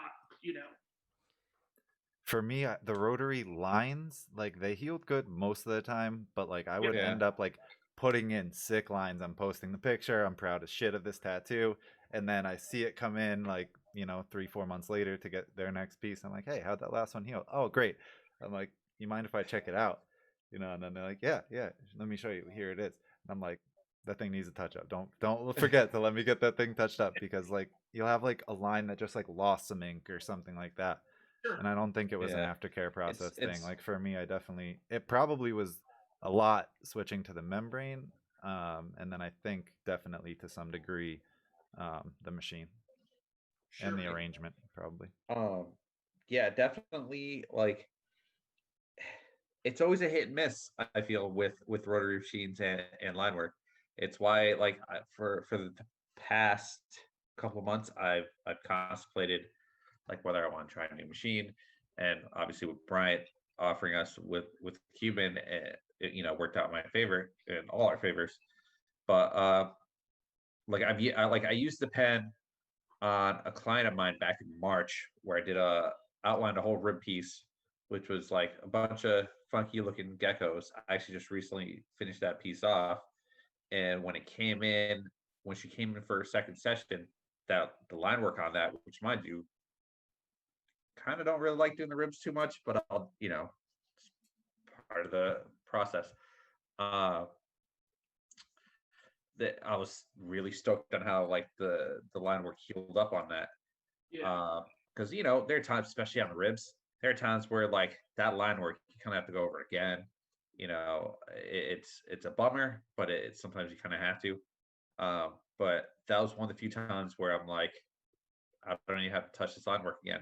I go right into coloring it, adding the tones I need, and work out fine. But then I've had moments where using a rotary for line work, I'll have to like kind of sculpt the line a little bit, or I'll have to go like a full. I have to go over it again. I which that made me question like whether I should try going back to to coils to try to see if I feel like I'd probably get a better line out of that over rotary. And again, with the even though the Cuban is kind of not really a coil machine, it still feels like a coil machine. Yeah, in that aspect. And it's got similarities.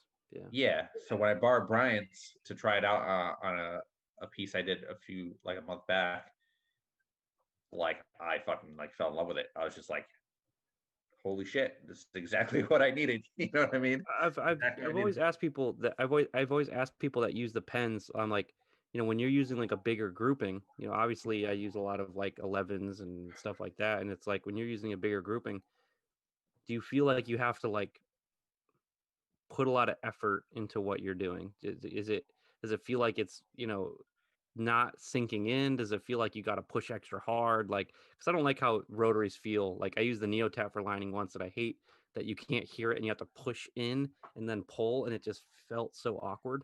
See, Um, I It's a feel like slower it's all process, about right? for me at least, it's all about where you're actually tattooing. Like yeah, I've used, using a rotary, I've used it on like a leg piece, and the line works fucking phenomenal. Barely had to try, but now I'll try it on something like, like certain part of the arm or something like that, and I have to go over that line again. I think it just varies for everybody. but then because so that would mean essentially like depending on where you're tattooing is how you have to tattoo with this machine. Yeah. Is that somewhat correct? So Yeah, that you would gotta get used to so that. that depletes Yeah, the consistency and the convenience of the machine that's supposed to be but consistent and Yeah. convenient. And then honestly, it you have the depends sidewinder and you graze the on the skin on person. any part of the body, and the line width is just the same anywhere. So Honestly, like it's all depends on the person who uses their tools. yeah, Like I for think me, that causes I'm willing to admit where I have issues in certain areas, certain problems, certain areas. There's some people who use a rotary for everything, and it's perfect for them every time. They don't have an issue. You know what I mean? So yeah, it's no different than using a coil machine. And some people have a consistent line, one pass lines. Other people have to either go over that line or sculpt it, make it better. I feel like what we've come down to is that machines are entirely preference. I think we've come to I think we've Pretty come to much, that it really conclusion is. It's that that literally throws preference, just like inks are. use what works for you. I mean, at the end of the day, you just want to do a nice tattoo, and if something you're using you feel like looks cool, but it's not giving you a good tattoo, obviously I wouldn't use it. You know, like at the end of the day, my tattoos are more important than looking awesome with coil machines. Yeah. But I wanted to make sure we had time to talk about this. Um, about Chris's work itself, I've always been a fan. I've always been a big fan. The colors, the very drastic line widths, super bold, and then really fine line. You know, kind of on the inside. I've ripped off of your work probably since I started tattooing. Not like designs, but like just your like some of the things that you've done. Maybe you know, like the thick and thin line work. I think I saw it from you at least locally first, and I thought was like a really cool look. You know, so I've always really liked that. I've always really admired that. But I think one of the biggest things that you have and that you're known for, at least from what I can tell, is your use of pop culture and your love for Disney. I think we share that. I've been to Disney like 17 or 18 times. My family were big Disney people. Um, can you talk a little bit about your influences in your artwork and tattooing and why you kind of went in the direction of, you know, Disney and stuff like that with your traditional, neo-traditional style tattooing? Yeah, man. Thank you again. So as far as the bold line, thin line thing, that's like an old, that's just comic books, Yeah. If you've read like how to draw comics the Marvel way and like, stuff like I have that. that. Like a digital illustration book about how contemporary DC artists work on stuff. It's a lot of like you frame your main figure in a bolder line, and then you work on the fine details with thin lines, and it establishes a silhouette. Sure. You'll see that stuff in, especially like cover art and that kind of stuff. So that was just something that I had been doing since I was younger, and it just naturally applied over. Cool. But when it comes to the pop culture stuff, I'm gonna be, real upfront with you. I went to Disney once when I was 11 in 1993, and I wasn't super interested. I went to Disneyland with my mom, and in 1993, I just wanted to be Ice Cube. I didn't care about, what was just like little kid Six Flags to me. Yeah. My fiance at the time, she was my girlfriend, said something to me in 2014 about, oh, you know how they do this at Disney World? And I was like, I've never been. And she was appalled by that. And so, I mean, I owe a lot of my love of Disney to her, because she had to really talk me into spending the money to go.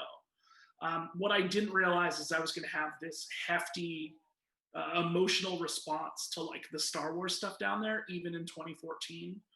And I think that's something that company does really well, is they give you a taste of your childhood. You know what I mean? They give Sure. you this nostalgic warm hug in the mugginess of Orlando, and Right. you get to be 11 years old again. And Yeah.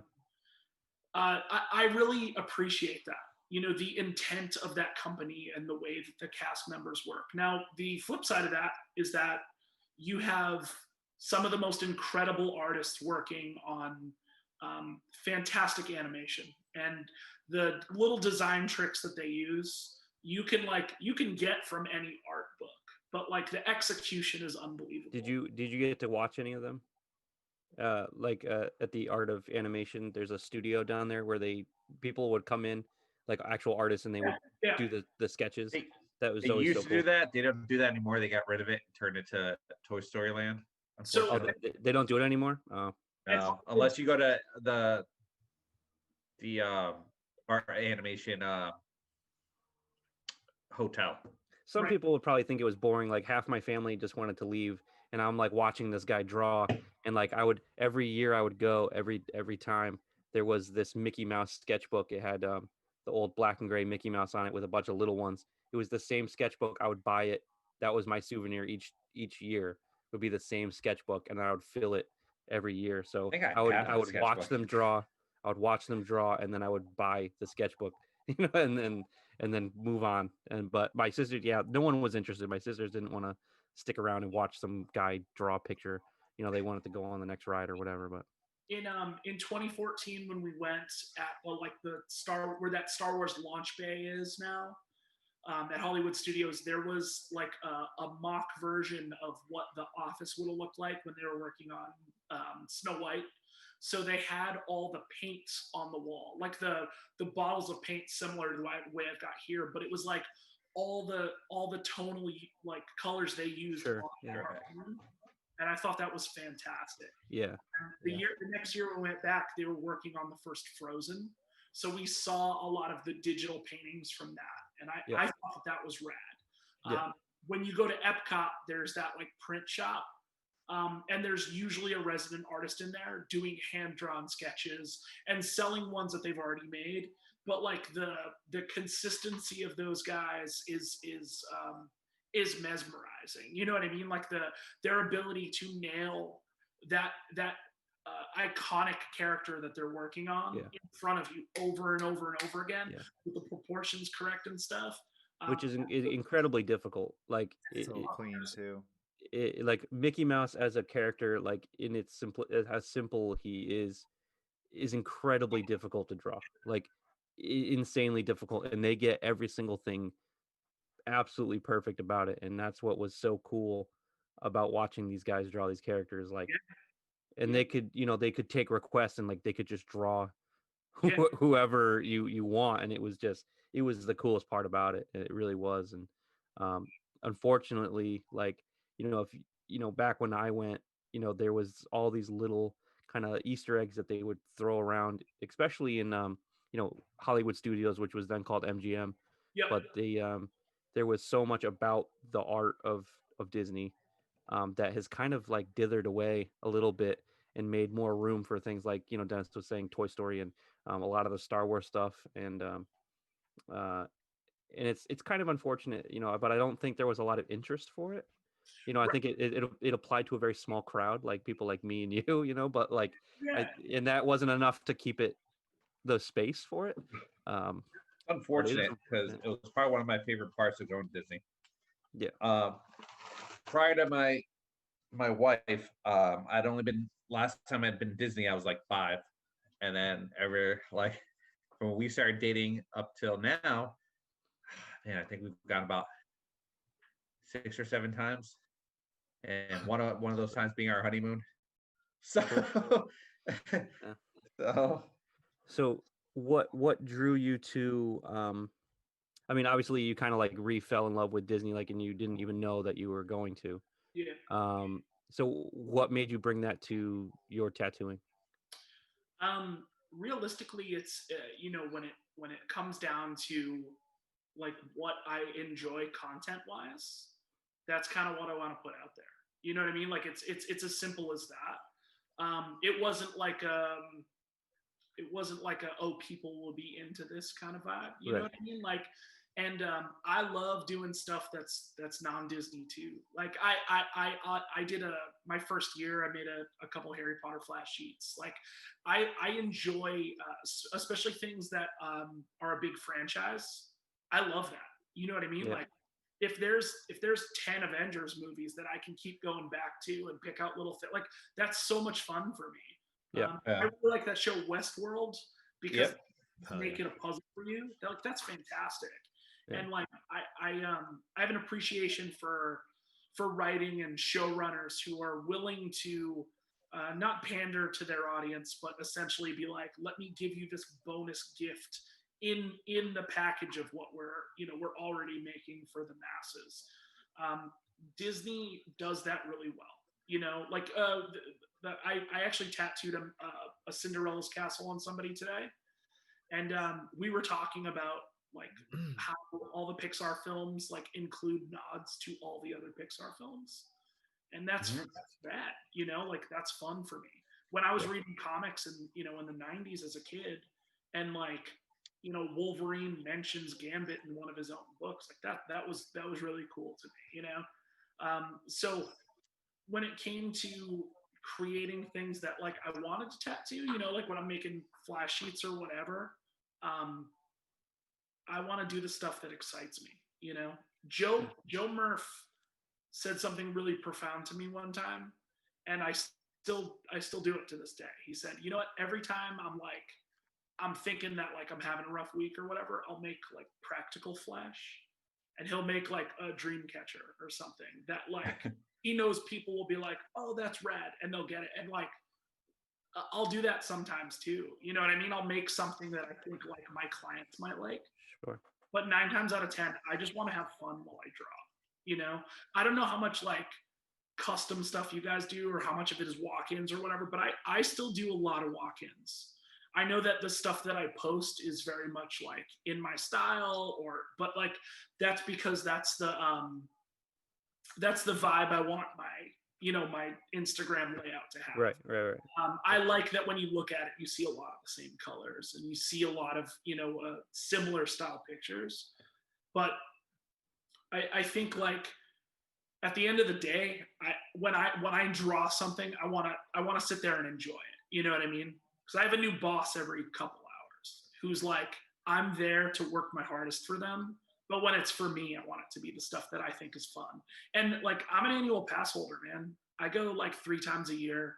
We love it there. Like it's one of our favorite things to do. My business card has Mickey Mouse on Yeah. it. And like, whatever, I'm a giant dork and that's fine. But like, that's what we're super into. So, Nothing wrong with that. Yeah, and I think that's one of the cool things about tattooing. You know what I mean? Like you roll in and there's dudes that are like trying to look super hard because they are. You know what I mean? And like I'm fine with my backdrop being 10 feet of Donald Duck. Yeah, that thing was. I mean, I'm telling you, that thing was so rad. When I saw that at Philly, that was like the coolest banner that anybody had. It was if I remember, it was Donald Duck like driving like a Ratfink car or something like that, like a with the steam and everything, but like kind of like road raging. Yeah. That thing Nice. it looked straight off Disney, like they produced it. Like the thing was crazy. The thing was bright. awesome. Like it was. Yeah, I mean, and then I'm looking at my banner and it's like some traditional drawing, and I'm like, oh shit. Yeah, but so I think there's something to be said for that too. Like when you roll up on a booth, like coming from a retail world, I'm looking at it as like merchandising. I don't want somebody to come over to me and be like, do you do fucking dandelions turning into wings or whatever. Right. Like I want them to look at my shit and be like, oh, I'm gonna get a cartoon from this. Yeah. Yeah. Well, and you know what? I know it turns off 90% of the people that walk by. Right. But I don't need to tattoo 90% of the people there. I need to tattoo 6 people to have an awesome weekend. Right. You know what I mean? And like that's what I want. I love when people come up and they're stoked on my business card looks like the annual pass, and like a lot of people don't get it. They're like, I don't understand why this has this fake mag strip on the back. Like, I don't understand. Yeah. But like, it's not for them, And I think that there's so many tattooers, even just in Connecticut. Like when I was in Waterbury, I would just look at the Google Maps all the time and be like, there's a tattoo shop on every fucking street, like every street in the city. And that's awesome that like we can all still survive and like feed our families and enjoy our lives, a lot of people stress about that stuff, and I feel lucky to not have to, Yeah. And I can have my little niche and do the thing that I think is fun, and like, if it doesn't appeal to all the Navy guys next door or whatever, that's Right. fine, because there's going to be 10 of them who think it's awesome, and there's people in the surrounding towns, and I can do the stuff that's awesome for me to do. I think ultimately that's kind of the dream, right? Is to do the stuff that you want. But I still want to treat it as like I'm in a service industry. Like I provide a service, and my job is to make them look cooler. Yeah. And my perception of that is like I can give them my opinion, but like fat dude in a Nike hoodie and tan shorts year round. You know, I can tell them what I think, but ultimately I'm here to make them happy. And if what makes them happy is like a Simpsons donut or whatever, like, yeah, I'm stoked for that. But if what makes them happy is a feather that spells out faith or something, like, that's cool too. Yeah, You know, for sure. And Yeah. I think I'm really stuck right now. I'm approaching like I think year 4, you know, and you know, I feel like my tattooing is there. I mean, obviously I want to get better at tattooing every day, but I'm at the point where I'm trying to develop, like I'm still trying to develop a clientele. Like I'm still struggling with that, and it might have been from a couple like bad moves, you know, shop to shop, and then back to where I am. Um, but I'm still trying to hold on to a clientele. And I feel like a lot of it is because people think that I'm, you know, like a one trick pony, and like, you know, like it limits what I'm able to do and what, you know, what I can do. You know I can do more than just what I put out there. I can do the names, I can do the script and stuff like that. I don't necessarily want to, you know, I would like to focus on what I like to do, but I think even with stuff I like to do, I still think I pigeonhole myself even more sometimes. So like this is a traditional tattoo, but I don't even want to do that. Like it just, oh, I don't like compasses. They got too many circles, you know, like this and that. Like I feel like I'm just getting too like picky because I'm so worried about the outcome. You know, like I'm so worried about what the tattoo is going to look like, where now all I'm doing is a lady head every 2 weeks to like, because I know I can do it. Okay. You know, whereas I can do so much more, and I'm afraid like kind of how it's going to come out, because sometimes I'm just in my own head and not like feeling it, you know. Yeah. And then in turn, you know, I feel like, you know, I'm a solid tattooer, and I'm struggling to make appointments. I'm struggling to get those clients that are just comfortable and willing to return. I have a few, but I'm seeing the same faces every week when I'd like to see new ones, you know. I think that there, you know, this is something that, you know, I don't even think I'm capable of fully expanding on, because I don't know. But, you know, building a clientele around what you do is really only relevant to, is the thing you're doing popular? You know, like, and it, you know, is it fucking popular in Russia right now as opposed to in the part of Connecticut that you're in? You know, um, I'm constantly trying to find ways to further my reach without giving Instagram money to pay for ads. I don't want to do that. But I will pass out cards to random people that I think have stuff that that I think they might be into what I'm doing. I'll I don't know. I'll do whatever I can, and I'm constantly like grasping at straws with that stuff. But Right. the other side of what you're describing is something that like I struggle with a lot. Like I have really bad imposter syndrome, where I'm terrified at some point somebody's going to kick the door in and be like, "You're not allowed to do this because you're terrible at it." You know what I mean? And like, yeah, I know I can make a rad tattoo, and I know I can look at a shitty tattoo and be like, "Oh, I could crush that." You know what I mean?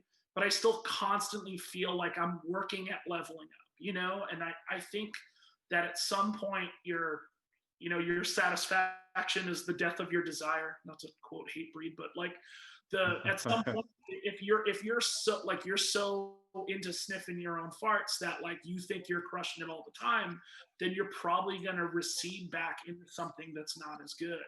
And I'm always trying to like poke a little bit at what the next thing is, whether it's like beefing up my black and gray game or getting smoother blends or something that looks even more cell shaded. You know what I mean? Like cartoons are usually heavily cell shaded. Like Right. reproducing that and having it look good is actually pretty tough. You know, it's easier to do a long, smooth blend of 5 colors than it is to do 2 colors right next to each other and have the whole thing look solid as fuck, or at least it is for me. So yeah, that fucks with me too. Yeah, so like I'm always fighting for what the next thing is. And you know what, like sometimes I love doing script. Like I did kanji on this dude's chest last night, like, and I had a blast with it because it was just line work. You know what I mean? Like, and it was still a fun tattoo for me. You know what I mean? We were talking about this a little bit before the live feed here, but like sometimes just making a tattoo is fun. You know, I'm like I will venture far enough outside of like my box of tricks to still give the person a rad tattoo, but kind of like poke the creativity bear to not make myself feel like I'm in a rut. You know what I mean? Sure. And like to what you said about like that you can crush lady heads. You know what I mean? Like that's awesome. And those lady heads that you're doing look great.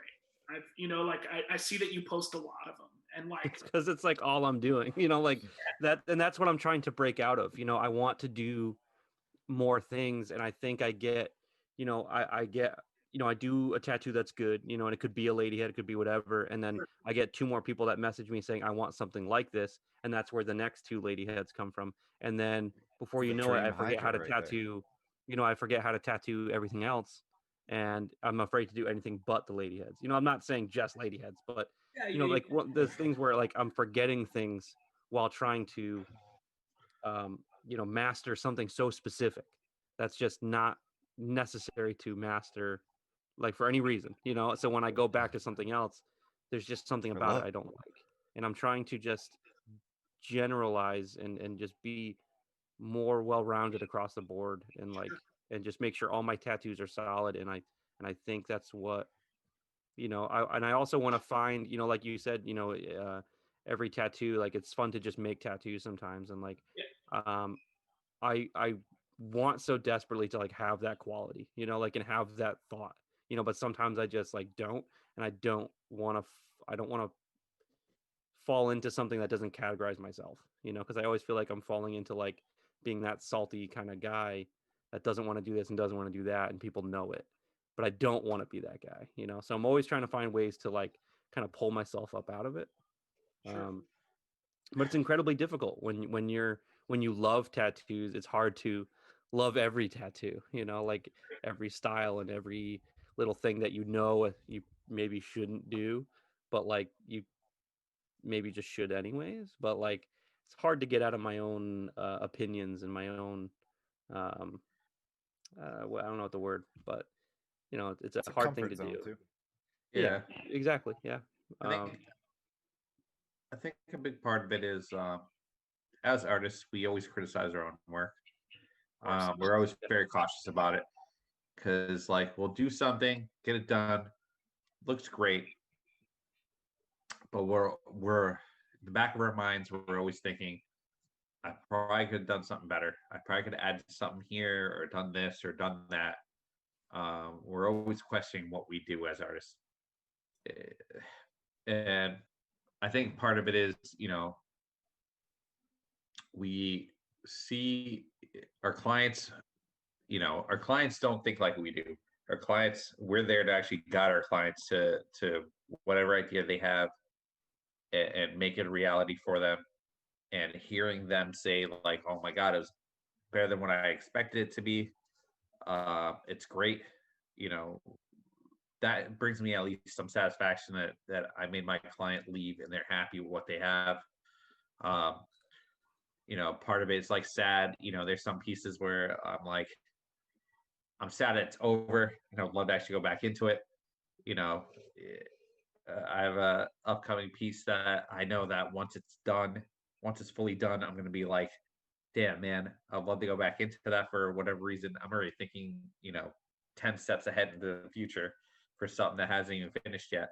But I think I don't know if there's a term for it, but as artists, we just kind of criticize our own work all the time. Criticize how we do things all the time because we want to just constantly improve. No, it's definitely been a week of losing sleep for me, and but my clients are all leaving more than happy, which is number one important thing.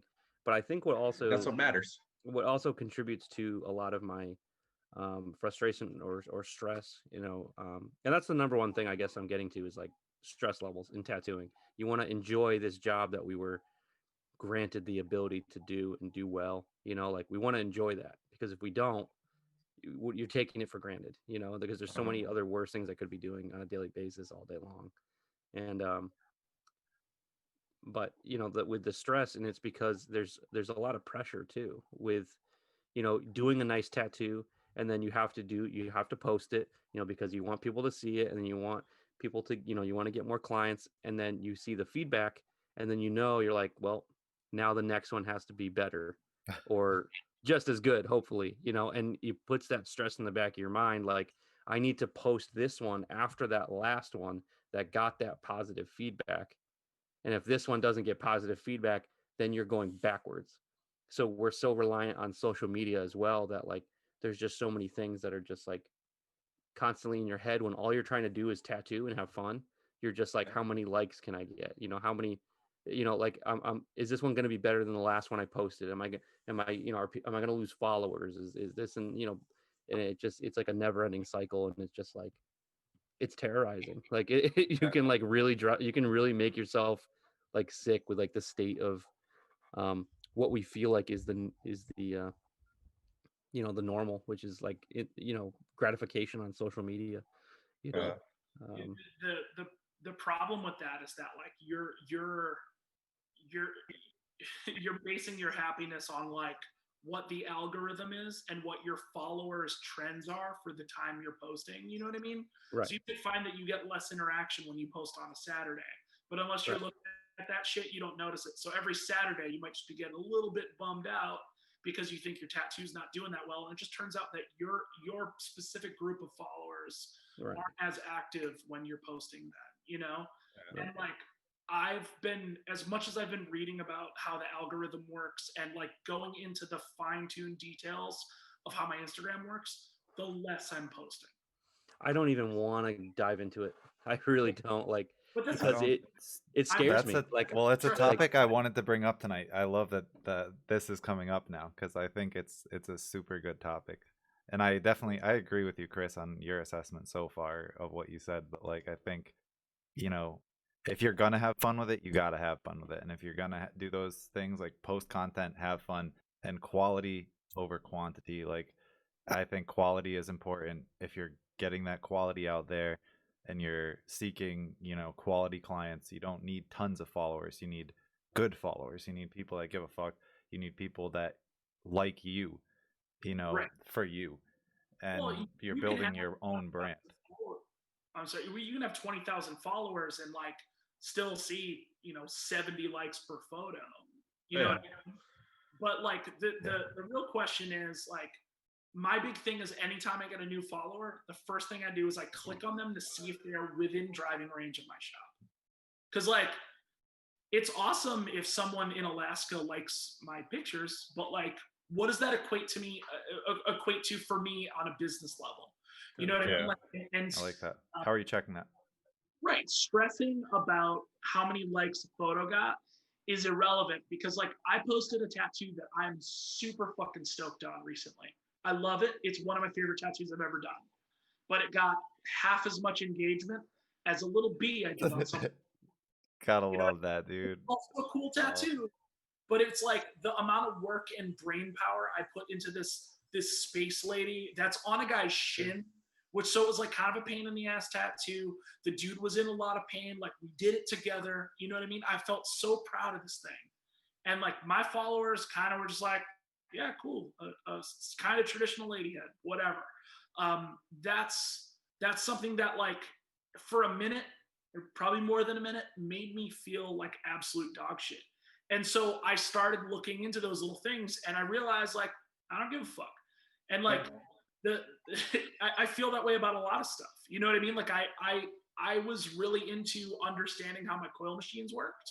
So I did all the online shit, and I looked at all that stuff, and then I realized, like, oh, I don't want to do that. I don't want to tune other people's coil machines. I don't want to tune my Instagram.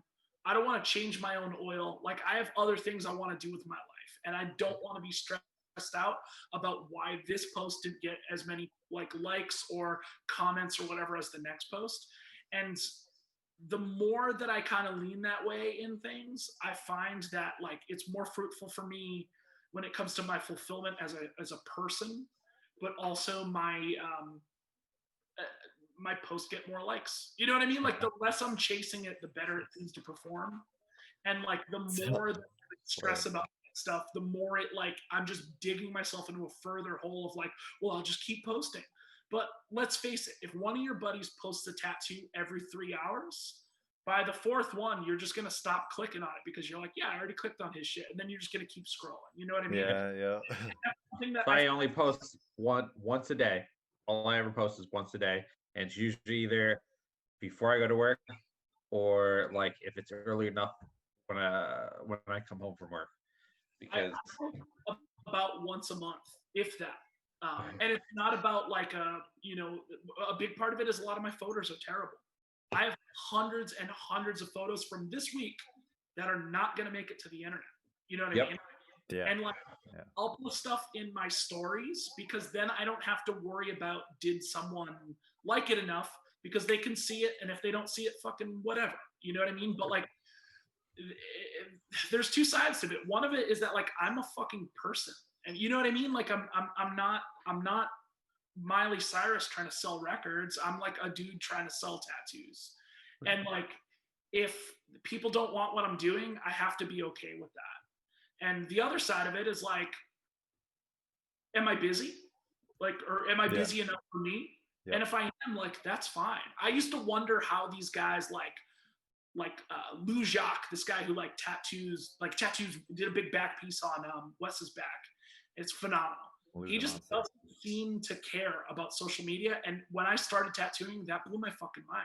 It's like, how is this guy not like, hey, I'm one of the best tattooers in the world, everybody look. He just maybe seems disinterested. And it took me a long time to get to that point. And I still care, and I still want to present the right kind of like overall look, or the overall like culture of stuff that I do. But like, I can't be bound by the how many likes did it get, how many people commented on it, how many people shared it, because like then I'm fighting for like the admiration of like people who may never get tattooed by me, or that don't even exist, you know, like. So but I guess like to explain further, I guess like I'm not worried about the amount of likes, like in getting some sort of gratification from people. Yeah. I think I use it more to try to get more people. Like I was like to gain clients. Of course. You know, so that's really my main purpose about using Instagram, because if I tattooed all day long every day and my books were closed and why the fuck do I need to post anything? Like, who cares? Well, it sounds like that's what's going on for you, though, right? Like you post a lady head, and then someone's like, "Hey, I want something like that." That doesn't happen to me. Yeah, that's the dream. No, you know what I mean? It's sometimes there is a, and that's what I'm getting. I'm getting positive feedback. I'm getting a lot of messages through my direct messages saying like, you know, I like this. This is what I want, and I've been posting more drawings on my story, and people are actually booking them. They're going on my website, they're booking, and they're saying, drawing you posted last night on your story, you know, and that's fantastic. But it's the same like 4 people that I'm tattooing every day, you know, like, and that's great, but like that's good. It's gonna run out, you know, once that person's car breaks down, you know, like I need more people, you know, like it's just one of those things. So I'm using social media to get more people, and when the same 4 people are the ones making the appointments, of course I feel grateful, but like I need some new blood. So how else do I do that? Social media. Right now I can't go out shaking a lot of hands right now, you know, it's just not a thing we're allowed to do. We talked about business cards, passing them out. Why haven't we been doing it? Why don't we go out? Why don't we pass around tons of cards? We just can't right now, you know, which is definitely but you know, social media, it's like, you know, my Instagram is how I make a lot of my money. And that's why it starts to consume you, you know, that's why it starts to worry you, because if I'm not getting the likes, that means people aren't seeing it, and if people aren't seeing it, people aren't going to follow me, and if people don't follow me, they're not going to get tattooed by me. And then it's just like this big cycle of, you know, being in your own head and kind of just like starting to worry, like, where are these people, you know, and this social media does that to you though. Like, and that's why at some point you have to realize that social media shouldn't take over your life. Like, it sucks as tattoo artists, we kind of have to represent some of our stuff now through social media, because there are times I've thought about it, I'm like, I wouldn't mind just kind of just getting rid of it for a little while, you know what I mean? But at the same time, you know what, I have a family, I have a house, I kind of have to do what I have to do. But there are times I'm like, man, if it came down to it, I'd delete it for a little bit. You know, I'd delete Facebook, I'd delete Instagram for a little bit if I could. But the reality is we as artists also kind of need that, because that's also our portfolio. That's also our way to for other people to It is kind of my be like, oh, it it's is my interesting. portfolio 100% right now. Yeah. So, but should we define it as a way for us to have it take over our lives because we get stressed out if somebody doesn't like our tattoos? Realistically, like I'll say this the way a buddy of mine has told it to me before. There are people in this world that are going to like what I do, and there are people in this world that aren't going to like what I do. I don't care about the people who don't like what I do. I will, I care about the people who enjoy what I do, who like what I do, who want me to tattoo them. That's who I care about. Regardless of whether I get likes or not, I don't really care. Right. But it's not about relying on it. It's more about it being helpful. I guess in my perspective, I think it's helpful. Whether it's right now, it's obviously more ideal because of our day and age. 2020, everybody uses social media, everybody uses the internet, everybody uses all that.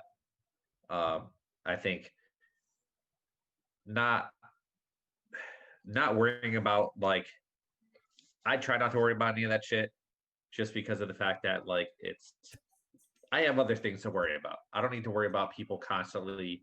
If I get so many likes, I'm like, oh, cool. All right, this one, I worked hard on this. Only got like 30 likes. Okay, whatever. It sucks, but it's not the end of the world, because you're gonna end up. It just makes you want to try harder. Right. It'll make you want to try harder. Maybe the next one you'll post tomorrow, people will actually enjoy it. I'll get a message. I think you'll get a message that it's less about the likes and more about the the stress. So if one of your pictures, one of your tattoos does well, gets people actually comment on it, they say, this one is actually really great, and you can tell that there's actual engagement on your photo, and they're like, this one is the one we were waiting for, like, this is really great. The stress that it adds is, like, the next day you feel like you have to top it, like you feel like you have to keep it up then, so all I want to do is go to work and, like, do a tattoo and focus on the tattoo. But in the back of your head, you're worried about, like, am I going to be able to take nice photos of this? This wraps a little bit around the arm. I'm not going to be able to take a nice photo of it. This is, the imagery is something I think could really blow up on the internet, like this and this and this and this and this. And it just, like, you don't want it to consume you, but, like, in the back of your head, it does. It just, like, it does. It just, definitely like, does. It tears you apart subconsciously, and it's like it's miserable. It's absolutely miserable, because at the end of the day, I'm just happy to be tattooing, and I think tattooing is awesome. But the social media, like, it really does kind of haunt you in, like, different ways. And, honestly, like, man, I think it's something that you should just distract yourself with. Like, social media, I feel like it is a distraction, and it does have that mindset in the back of your head, like, oh man, I had to top what I did, yesterday or last week or whatever. But I guess for me, I don't let it bother me too much, just because I have so much other things to do that are in my life. I have my next appointment for the next day to draw. I have a 3-year-old to take care of. I have my wife to spend time with. I have bills to pay. I have all these other things that social media is probably on the bottom of my list of whether I'm going to be stressed over. I don't need to be stressed over that. I have real life situations that I have to be stressed over. All I want to do is be proud of what I actually do, regardless of whether people are going to be proud of what I do about it or not. The only people I have to impress in my life are my client that I'm working on that day, and myself. And it's cool at our shop that we get to actually show each other what we get to do, and we get a little feedback from each other, and I love that. I think that's probably one of my favorite one of my many favorite things of being at the shop is that we all get to actually share what we do. Sure. And give ourselves any kind of little advice, or ask ourselves, like, oh, how'd you do that? Maybe I'll apply that to my tattoo. That's stuff that I want to worry about. I want to worry about what I do. I don't really give a shit about whether social media is what's going to affect my tattoo skills, my tattoo level, because as tattoo artists, we are constantly improving anyway.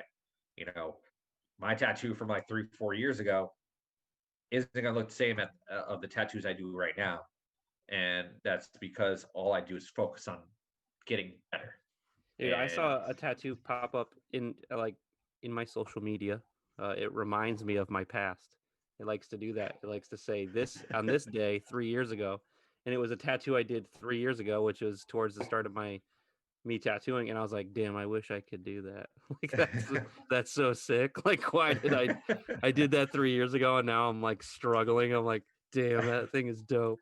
I mean, But I showed you guys my very first tattoo I did. It was a little cartoon skull about probably yay big, and compared to what I do now, like it didn't come out bad. I look at it, and I remember the day I did it, and I was still kind of calm about it, a little stressed about it, obviously, because it's your first tattoo you ever do. Any of you guys have ever actually remember that one day? You're always going to remember that. It was a little cartoon skull I did as a flash sheet, was in a and I did it. kitchen. No, wasn't in the kitchen. It's actually a Mine tattoo was in the shop. kitchen. Unfortunately, it myself. was that I've had 2 apprenticeships, and the first one didn't work out well. And I didn't, and that's where I did my first tattoo. Was at the first apprenticeship I did on a piercer there. And it was like right around here. That's where I did it. Did it with a 3, with a 3 Yikes. liner Jesus. for my first one. And I mean, I like, it wasn't good, but it wasn't bad. Like I've seen house tattoos at that point in time, and I look back at that tattoo because I still have it. I still have that tattoo, the picture of that tattoo on my phone. And I look back at that. And I look back at what I do now, and it's a sizable difference, and that's all that matters.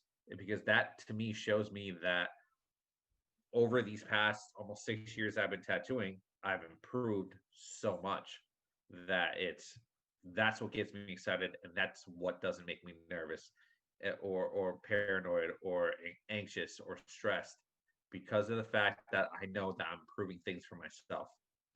And on top of that, given that I have a family, one of the biggest things to me is once my son was born, it made things it made me want to improve even more, because not only I don't have just a goal for myself, but I have a goal to prove to my son that I can actually be better um, than what I am. Basically, from what I'm hearing, the past like 3 or 4 episodes is that I need to have a kid Yeah. so that I can get better at tattooing. Because for you, no, everyone's like, for you, I it's had these perfect. kids, and It's then even perfect for you because of the then I fact that had you to don't freaking have that Kat much Von D time. it up and really bust my I ass. feel like you're gonna be Pressure. more stressed about the situation if you did that. Yo, The fact yeah. that you have I time, don't know if I could.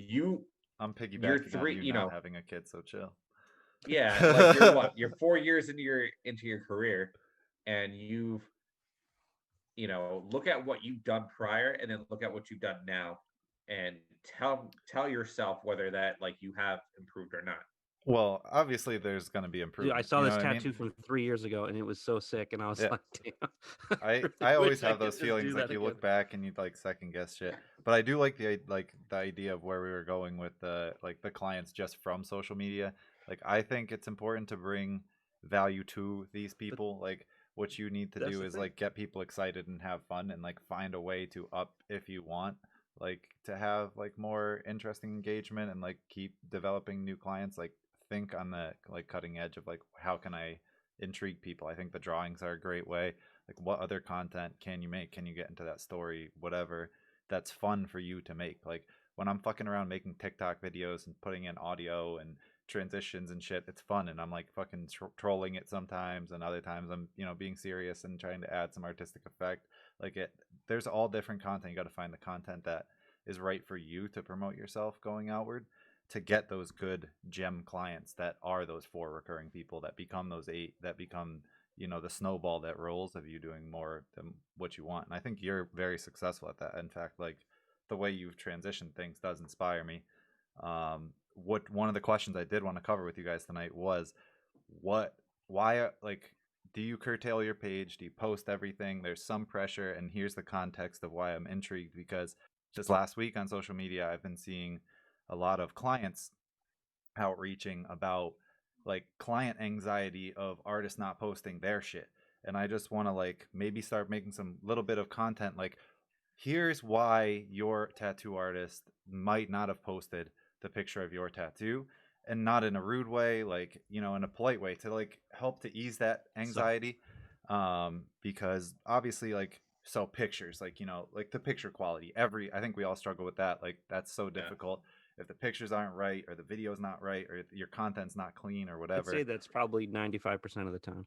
And Yeah, then, you that's know, you usually have what I like feel those like is. subtle things otherwise, of course, like maybe it's something that you reference too heavily. Maybe it's something it's like a Pinterest design. You didn't want to put that out because you didn't want more people asking for that, but that client still might get hurt. So then maybe that client doesn't turn into a client that's like, hey, give me that drawing from your story, because they don't follow you anymore, or they don't have you in your algorithm because you didn't post their shit. So they're not Yeah. loving all your stuff.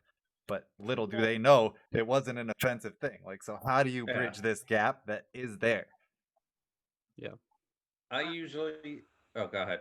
Who was gonna go? Oh, I was going to say that there's another factor to that too. You do 2 tattoos one day, you post both of them, and one performs way better than the other. The client that has the piece that doesn't perform as well is like, well, what the fuck? Like, how come I didn't get the cool tattoo? You know what I mean? Like, there's I hope also they're not reading into your likes on it too. Oh fuck. Yeah. but that 100% happens. Oh shit, my heart right now hurts. So I've had someone ask me, and I've just been like, well, because like you got a cool tattoo that people don't like. Like, I don't know what to tell you. The one thing that like I think we should have mentioned before is that when we go to like the homepage and look through the feed of everyone we follow, we're looking at the fucking sickest tattoos on earth, right? And like, do you like every single one? Because I don't. You know what I mean? I try to throw them a like on everyone that's good, but I also want to do that to fuck with my algorithm. So like, it depends. There's got to be like this level of you know numbness that comes to seeing nothing but amazing tattoos all the time. You know what I mean? Definitely. Like, for instance, like Nick Kaiser, that Dead Meat guy. Love Nick stuff. Almost He's every awesome. His stuff is fucking perfect every day. You know what I mean? And I almost make an attempt to like it because I really appreciate what he does. Like, as like a person, as a tattooer, and like it's less about me going out of my way to be like, ooh, let me stop on that. But like, I can notice that it's one of his pieces, and I want to be like, hey, you know, I'm with you here. But like, at the same time, I follow 600 amazing tattooers. You know what I mean? So I think a lot of times, like, the way the algorithm works is stuff just gets lost, you know? I don't see all 600 of those guys work. I see the guys that I interact with most often. So sometimes I go to who I follow, and I'll just scroll through it until I find someone I haven't seen in a while. And I'll click it. I'll see that there's 100 posts that I haven't seen yet. And I'll go through and, you know, see what I like and see what I don't. But like, I've watched my fiance scroll, and she double taps every photo. Like, faster than I can even see what the photo is. She just likes everything, you know? And that messes with me to some point that, like, is that what's happening to some of my stuff? You know? Like, no one stops and zooms in and goes, whoa, the super fine lines in those leaves are really impressive. Or the flow of how that fits the body is cool. It's just like, oh, here's a bright picture in a square. Awesome, next. You know? And that's why I've started to not care. You know? And you guys were talking beautiful about place to be. The photos, but like sometimes it's just a matter of, for me, like if there's no color in it, probably not going to post it. It looks weird. It sticks out like a sore thumb in my portfolio. You know, if the colors are really monochromatic, probably also not going to post it. It's like if it doesn't fit the overall theme or like brand that I've tried to build, then like. I don't think it makes sense. And I think if anything, they end up looking weird in terms of like how it sits with everything else. And those things definitely don't perform as well. And I care, or I empathize with how my clients feel, because if they're like, yo, the last thing you did got 650 likes and mine only got 189, like, I have to say, like, yeah, well, the internet's stupid. I don't know, man. But like, really what it is I've cultivated a group of followers, and honestly, a bunch of my followers are tattooers, which is rad, but like not all of them are going to get tattooed by me, you know? Yeah. And like, it is a business tool. So like when I decide what I'm going to post and what not, it really boils down to how does it look as a little tiny square when you're zoomed out and you see the 3 rows? Like what does that look like? And if it doesn't fit, even for something as simple as like the background looks weird, I've not posted the best picture I have of a tattoo because you can see the top of my fucking trash can in the background. And I just don't like that you can see my dirty tattoo trash. Yeah. You know what I mean? Like in the photo, I feel like it doesn't fit the look of my page, which tends to be pretty clean and like, solid color backgrounds or whatever. Sometimes I mess around with that stuff, but like, I'll skip out on a picture because there's a little piece of like paper towel lint in it. Yep. It's like, oh, well, it's not getting posted. It is what it is. But like, do you guys feel that like stress to post every day? Because it sounds like you guys do, right? Like you guys post all the time. It's best. I try to. I feel like I go through funks of not posting, and then I'll like kind of even stay in that like rut if I go that route. But then I like if I can keep the momentum, like I can usually stay consistent, which is like something that I've struggled with for years now because it's a balance, of that work life relationship, but as well as like producing the content and enjoying the content and like enjoying the production of the things that are also going to bring you money. And now like I watch a lot of Gary Vee and like he's inspired me to like keep looking at new ways. That's why I'm doing a podcast here, you know what I mean? Like we always talked about the stuff. I thought it would be cool and I thought the content would be cool to like immortalize, and it's going to be for a small amount of people that will ever see it, and then like maybe 10 years from now other people will tune in and rewatch this shit, you know what I'm saying? So like I think that there's a lot that's available. But yeah, like as far as pictures, I go through like the struggle of like, do I post everything? I think even posting everything is like a cool idea. I feel like I post all the tattoos I do. I don't see many people who do that, but I could do that. But at the same time, like I do walk in style tattoos. Like I take kind of like what comes. I'm willing to like I have versatile styles. I'm willing to do, covers of other people's tattoo that you looked at that you like, whatever. Like my foundations are there. I'm building. I'm gonna let you know honestly like my capacity if it's like pushing it or whatever. But I try to take whatever. So like if you're doing the same, with walk-ins, but then you're curtailing the Instagram, which I think is kind of the move I'm looking to make. It's like then I think I need to find a way to either inform my audience best as possible to be like, don't worry, like if I don't post your piece, doesn't mean I didn't like it or didn't try. It just means that it doesn't fit where I'm trying to push my tattoo career 5 years from now. This is where I want to be. If you're, if you hate that, then now maybe you don't like me as much, but stay honest, I think maybe might be the solution. I've had people ask me like why they didn't get posted, and I'll usually just be like, well, like if you do 3 tattoos in a day or 2 tattoos in a day, I don't post both of them in the same day. And then it's like, oh, why'd you choose that one over mine? And it's like, well, I need, I have days off where I need to post something, so I usually tell them like, oh, I'll just save it for a rainy day when I need to post something and I don't have anything else going on. Like you need like that kind of like backstash of tattoos, and then you just never end up posting it because you didn't want to post it in the first place, and then they usually forget about it. But I don't know, that makes me feel a little bit better about not posting every day, because people obviously can't believe that I do like one tattoo every 5 days. So like when they don't get posted, they're probably just one of the you know 15 people that didn't get posted also, and I don't mind that I don't post every day. I just want to make sure that when I do post, it's like substantial and like it makes an impact, um which is kind of what Chris was saying, that it fits the theme of his page, you know um which I haven't really developed a theme for my page. I just want to make sure it's a nice looking tattoo, and whether that be because like maybe my skills were just a little off that day, or the photos just weren't. So, photos is big. Like I think photos is huge, but um, whatever it may be, sometimes I'm a little picky about what I put on the internet, and then sometimes there'll be things I just like. Hey, it's been 6 days, dude. You got to just throw one of those up there, and I'll do it, and then I'll get like 2 comments of like, oh, dude, this is sick, like this is cool, and like I didn't want to post it to begin with, so sometimes I'm surprised, the what people say about tattoos I didn't want to post in the first place. Which makes me think, should I post everything? Should I just put everything out there? Yeah, the great debate. I don't know. It's Can't. weird. I think for me it's always been um more about the photo aspect of it. These guys will tell you, everybody uses their phone at the shop. I'm the only one at the shop that actually has an actual camera, that actually has an actual like big ass light to it, just so I can take a proper photo. Uh, and then I'll also usually take a video of the tattoo um, if it's like curved, and I have to take multiple pictures just to show that like what it looks like complete, and not look like split into like three different pictures.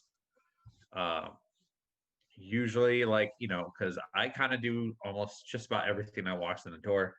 A lot of times it's usually things that are pretty common. Um, so I will post those. Knock on wood, I've lucked out where I haven't had a client actually message me about whether like why isn't I haven't posted their tattoo, blah blah blah. Usually I'll post a tattoo that I did like 2 days ago. I'll post it like today or something like that. I rarely ever posted the tattoo I did that day, just because it kind of leaves, like Brian says, if I have a day where I don't have anything, I have a tattoo to post, be like, oh yeah, I did this the other day.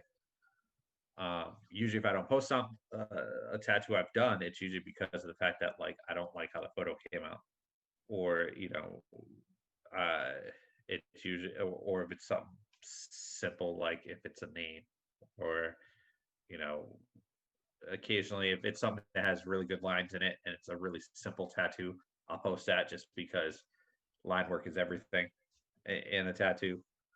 Um, but like for like right now, I haven't posted anything in like a day and a half. Last thing I posted was back to the Disney thing. I actually just did a Hercules, Disney Hercules like pendant on a dude's leg, and it was his first tattoo. Awesome. But yeah, it took me, I don't know, like 3 hours, something like that. But and then I think like a couple weeks ago, I already started a huge back piece of, uh, oops, my bad, of um, the last Airbender series, like Korra and stuff like that. Yeah. But like I said, if it depends on, I guess, what it is and how well the picture is. If I like the picture, I'll post it. If I don't like the picture, I won't post it, just because I want it to, like Chris, like you said, it's kind of part of like your brand. You want to have something that's actually like looking clean and looking good, and having a picture that having a bad picture of a tattoo, even though you might think it's actually a really good tattoo, it doesn't really establish what you already have there. You know, but like I said, lucky enough, knock on, I haven't had any issues with a client messaging me. I think was it, unfortunately, bring back to Megan, because we always talk about her in every episode. She had a client that did that to her. That was like, why didn't you post the picture? Blah blah blah. Which is, that was an interesting time for the most part. But Yeah. But that's strange. got to be rough on that end. You know what I mean? Like, you're still like, there's a person that's wearing something that feels a certain way, like whether it be something inside them or something that's real about the situation. But like, I get it. it's I think it's worth trying to minimize, but it's like something that I've heard a lot of people talking about, and I'm like, how are other people balancing this? Like, I don't get many people hitting me up like, what are, like, you didn't do this. I don't think that's ever, you didn't post mine. But like, I had a client the other day that was like, I like, one day I really want to end up on your Instagram, and I'm like, okay, like, that is valid. Like, I do want to do every tattoo that wants to end up on my Instagram. And I've been trying to like curtail it to like a few styles that I'm really trying to like stick with and like dabble in going forward. And I think like over time, transitioning however you want to in that sense is fine. And you see a lot of people do it where, like, like an excellent tattooer has like a sick portfolio, and then all of a sudden you look at their page one day and it's 4, 5, 6 posts, but they're all one new style that they're kind of like now gonna push. Yeah. But for me, I've been there as the client too. Like, when I got my Star Lord done by Nico, I'm fucking suffering trying to make it through it, trying to get to the end. He's here. It's a crazy opportunity. I wasn't really gonna be able to afford to get to him or even maybe get the rest of it done if I couldn't finish. So I'm like trying to get it done, but at the same time dying at the end of a 10+ hour day of tattooing. And like my main idea is like, dude, I will sit here and suffer until like this is worth you posting. Like that's where I want my tattoo quality to be finished, is like my hope is that you're going to want to post this one. Like that's like in that like there's some satisfaction in that happening. And I think like maybe it's best to try to like teach clients how to get on your Instagram. Like I think I don't say this to be mean. So if any of my clients are watching this, I apologize. But I try not to get the approval of like you're not going to get the approval of everybody. Like you're not going to get the approval of all your clients, unfortunately. Um, like doing all those little small tattoos that you may or may not post, depending on like the type of detail that you put into it. I'm there in the long run to actually build a portfolio that actually looks nice, whether it's a physical portfolio or an online portfolio. And I unfortunately I might not get the approval of every one of my clients, but I still have my clients that have been with me since the beginning. I've been building new clients that still come with me, that still are with me, and I don't post all those client stuff sometimes, and it's not because I don't like what I did. It's usually because of like whether I think the tattoo looks good enough for me to post it. Like, and I don't mean in a sense of the tattoo being bad, but the quality of the photo. Um, so my job is not to like essentially get approval from those clients. My job is to make sure that I show the best quality image of the tattoo that I've done. And if it does offend my clients, again, I apologize. It's not really something that I intend to do, but I have to think of it from a tattoo artist standpoint, from business standpoint, from you know just an overall like what it's going to look like 10 years from now, 5 years from now. Are people going to see that I do all these little tiny tattoos that are all essentially Pinterest tattoos?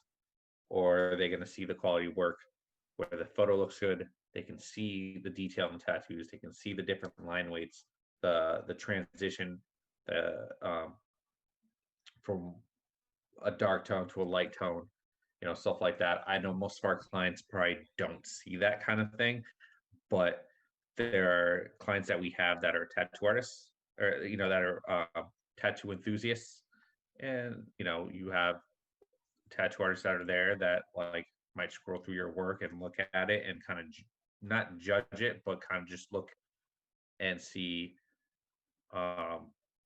whether that work looks good or not. Yeah. My favorite thing about being like a walk-in artist though, you're like as someone who does walk-in tattoos, your walk-in tattoos are auditions for you to get to do pieces that are more trust is required and all these things. So it's like if they go home from your Bammer tat feeling a certain way because you didn't post the Bammer, then you might not get to get that collector piece. You might not be able to get to push them to be a collector. Like, is there a way? Like, how do you guys feel? Like Chris or Bryant, maybe do you guys feel like there's a certain way that this can be done in a way that is smoother? Personally, I don't even take pictures of every tattoo.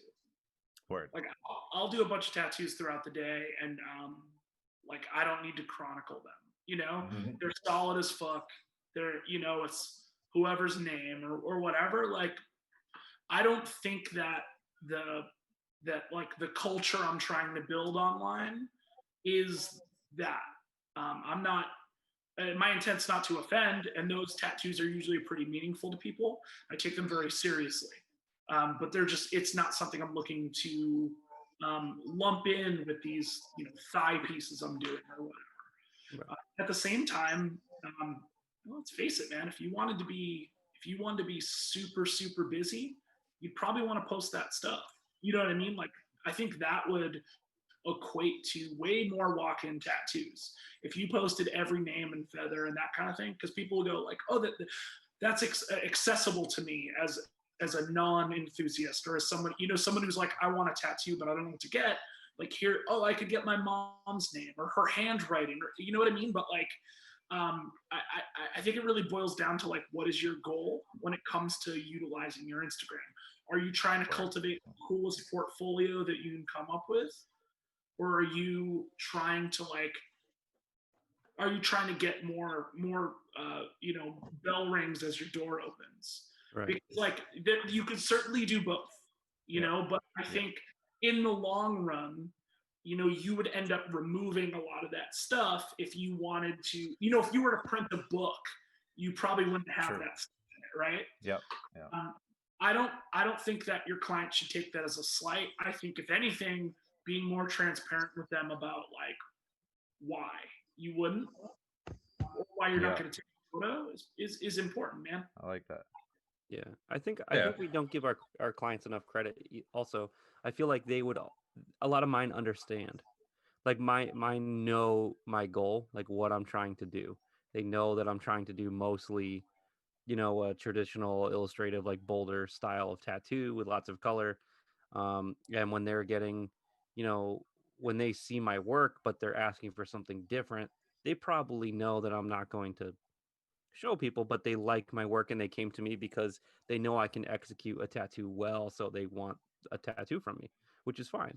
So a kid the other day that got the lettering tattoo, it's just some what was it, Old English, and I just kind of fancied it up. It's something I don't do every day nor every week now. I don't really do it at all. But while we were talking, he's like, I love your traditional stuff. And he's looking at my flash on my walls. He's like, this stuff is just so great. Like, I'll definitely be back. But he knows I'm probably not going to post, the black and gray lettering I did, for him. But he knows that if he comes back and gets one of those pieces he was talking about, I'll probably post it, and I think that a lot of clients strive for it. Like we were saying, like they want to be on your portfolio.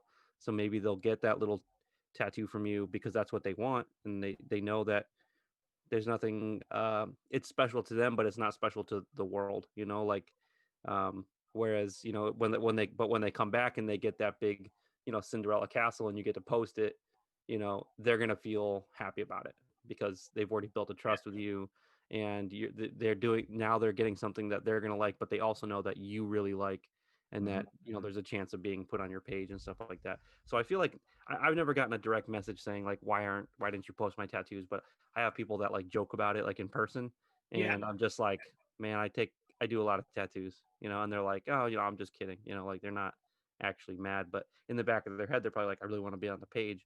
Yeah. And then maybe that tattoo was the one that gets on the page, like, or I'll just do them a solid and throw them on the story or throw them on the page and be like, I just did this on, and I like to tag people, in, as much as I can too.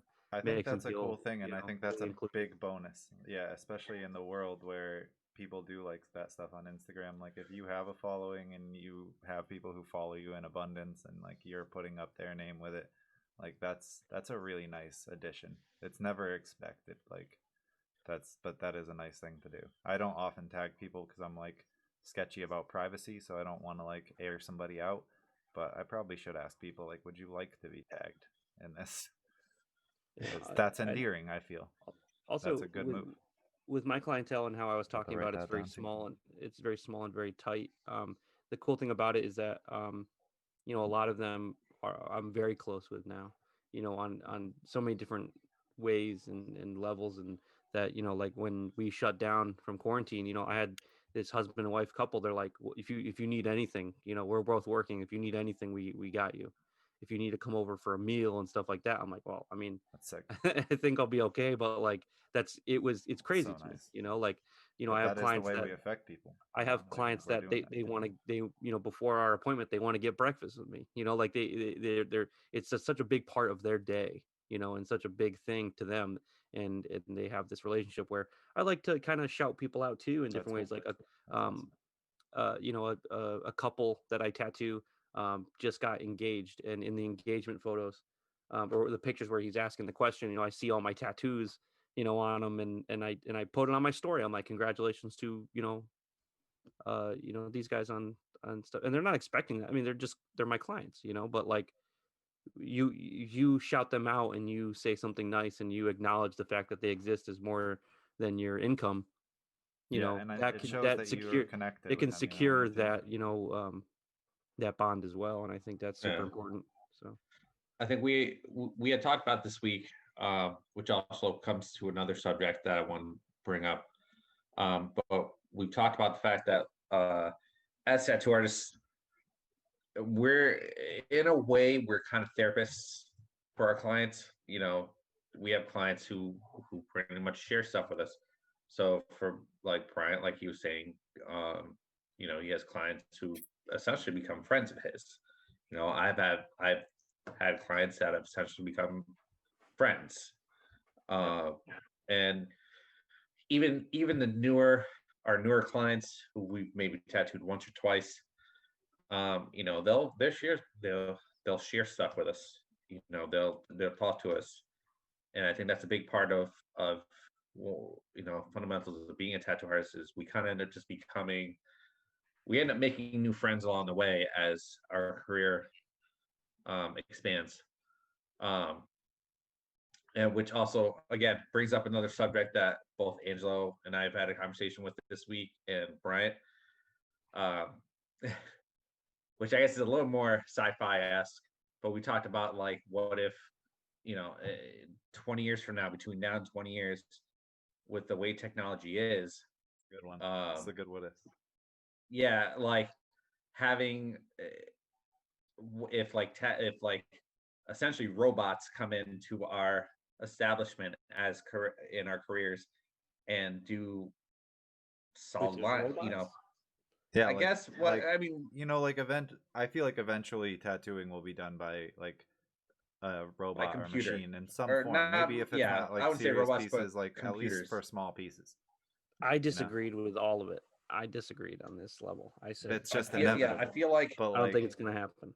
I feel like course having it that physicality I think we always have a you know, place. But give it 30 years, like robots are gonna be doing tattoos, dude. Like, but you can draw like, but that's a beautiful thing too. Like, it still Robots like are gonna be doing keeps you in everything. context of you can still be the artist. Like, obviously, I think application and stuff is a lot of fun. Like, Chris, that is the thing we talked about at the start. Is like Yeah. it's fun to just put lines in the skin. Like, it's fucking sick. And then like knowing that and knowing that I'll probably always try to do that despite if I have a machine like or there are machines that is the meta and like that is the way that most people are going to get them. So you're like, you know, you can come in and get one of my pieces original from me, like shit that I drew, form fits the body, whatever, or has a cool like context, but off of, you know, the machine where I work. And then, or maybe it's global and you're like, you get paid off everyone. Who the fuck knows how it'll be? But like then you are also like able to apply it in person. I think won't change, but like I do see a world where that comes in. I think that's interesting. But like, how do you guys feel about that, or where do you guys like? Do you guys also see that as being true, or you totally think no? like I said, man, I feel like there's always going to be. I mean, we might have that time where might have a little computer esque, but I feel like the reality is people are always going to want a physical person um, around to be tattooed by because, again, I feel like as tattoo artists, we're therapists. We're Where people who people like to talk to. Uh, yeah. I don't know. So I where are you think guys think at? Where are you having guys that at would on be it? awesome. I don't know. It's No. like I think there's a charm to it. I think there's Yeah. a charm to being tattooed by a person, and like that, you know, because tattoos are we try to get them as perfect as possible, but they're done by hand. There's a character to them. There's a charm, and I think if we lose that uh, completely, and like I everybody don't can think get the it same ever could exact be tattoo, lost if it's just completely. printed Like right on your skin, it's generations. gonna look exactly the same no matter what it is. Yeah. Then it just you lose the whole like magic behind it. I think it's just I don't think But it's that'll be possible. a I just thing really don't think it. I don't think it's gonna happen. eventually. Like, no way it doesn't. I don't know. The I'll- technology might be there, but I don't know. I'll program the tattoo CNC machine. I don't care. I'll just, Yeah. you you know what I mean? Like it's yeah. But do you think people will actually pay the same amount of quality for a piece done by a physical person compared Maybe to even done more. by a computer? Well, I mean, people pay, those like Brooklyn kids $1 billion for a stick and poke, you know what I mean? So probably, but like, Bryant talking about the charm of, or even the sentimentality of like a tradition, like he likes setting, I can tell you like setting up needles on the bar. Like you like the process of like setting up your tools and like appreciating them while you do that. And I think that there's other people that are just going to be like, no, I'm going to come in, you're going to push the button, it's going to slap it on my forearm, and I'm going to go to the bar and show it off. I think that there's room for both, Yeah. Sure. I don't think tattooers, especially, it'll take a fucking long time, but maybe ever will like be totally out of a job, because that's always something. But yeah, like, so you would be down with selling your ideas. I think even the price, I never thought about the price. The price could go way fucking up. Look at collector shit. Like, if you have true rights, then maybe your shit can't even get ripped off and you have like sick IP. You know what I mean? Like, maybe not. Maybe it's like everything is just like a Pinterest board, and someone could get the perfect version, or they could get like my bullshit tracing of it. But like, Like this is where we're at right now. I sell digital downloads on Etsy.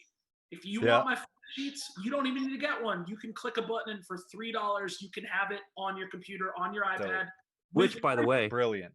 I did see on Etsy the other day, not knowing that you were on Etsy, but because I was on Etsy looking up, I think like tattoo flash for like just decoration, like tattoo signage and stuff like that, and your stuff pops up all over Nice. Etsy. So that's cool. So it's actually showing up on there.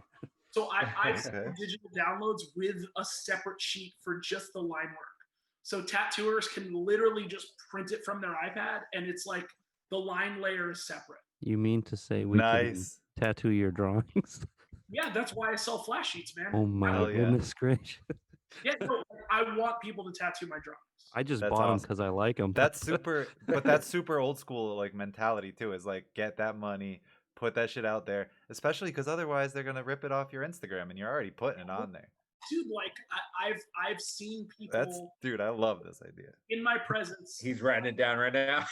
I got a bunch of shit written down anyway. I've seen people screenshot an image of a tattoo that like is on somebody's body, right? Just so they can zoom in on the flash in the background and trace it on their iPad. Oh wow. And like, Wow, I'm here for it, man. Like, I'm about to do that shit right now. look, I've sent digital versions of my flash sheets to any of my tattooer friends who want it. But like, realistically, like, That's cool. some people don't want a $40 like high quality, super duper paper print. They just want the line work so that they can tattoo it on their client in fucking Omaha, who's never going to get tattooed by me anyway.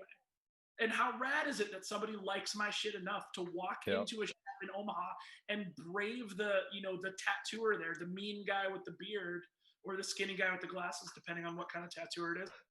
But like, they'll go in there and say, hey, I really like this thing that this guy does. Will you just copy it? I don't want you to change it.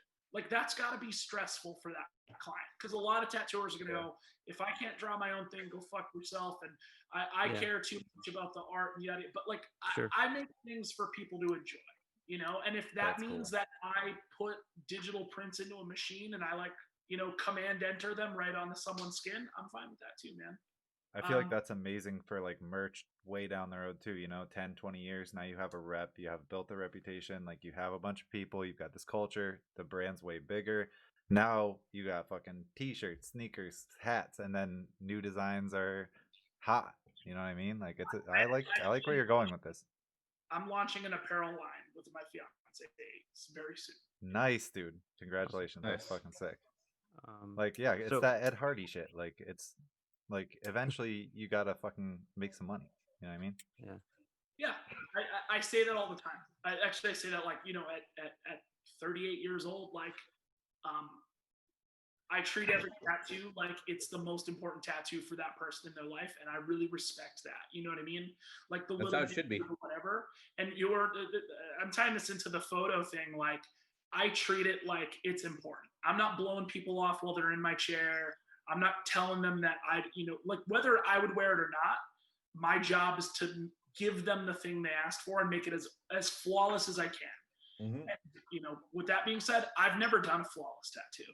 I can pick apart every tattoo I've ever taken a picture of and be like, I would change this, and this, or I wish that line didn't have that little wobble in it, or I would, you know what I mean? Like, but at the end of the day, like, it's still my career.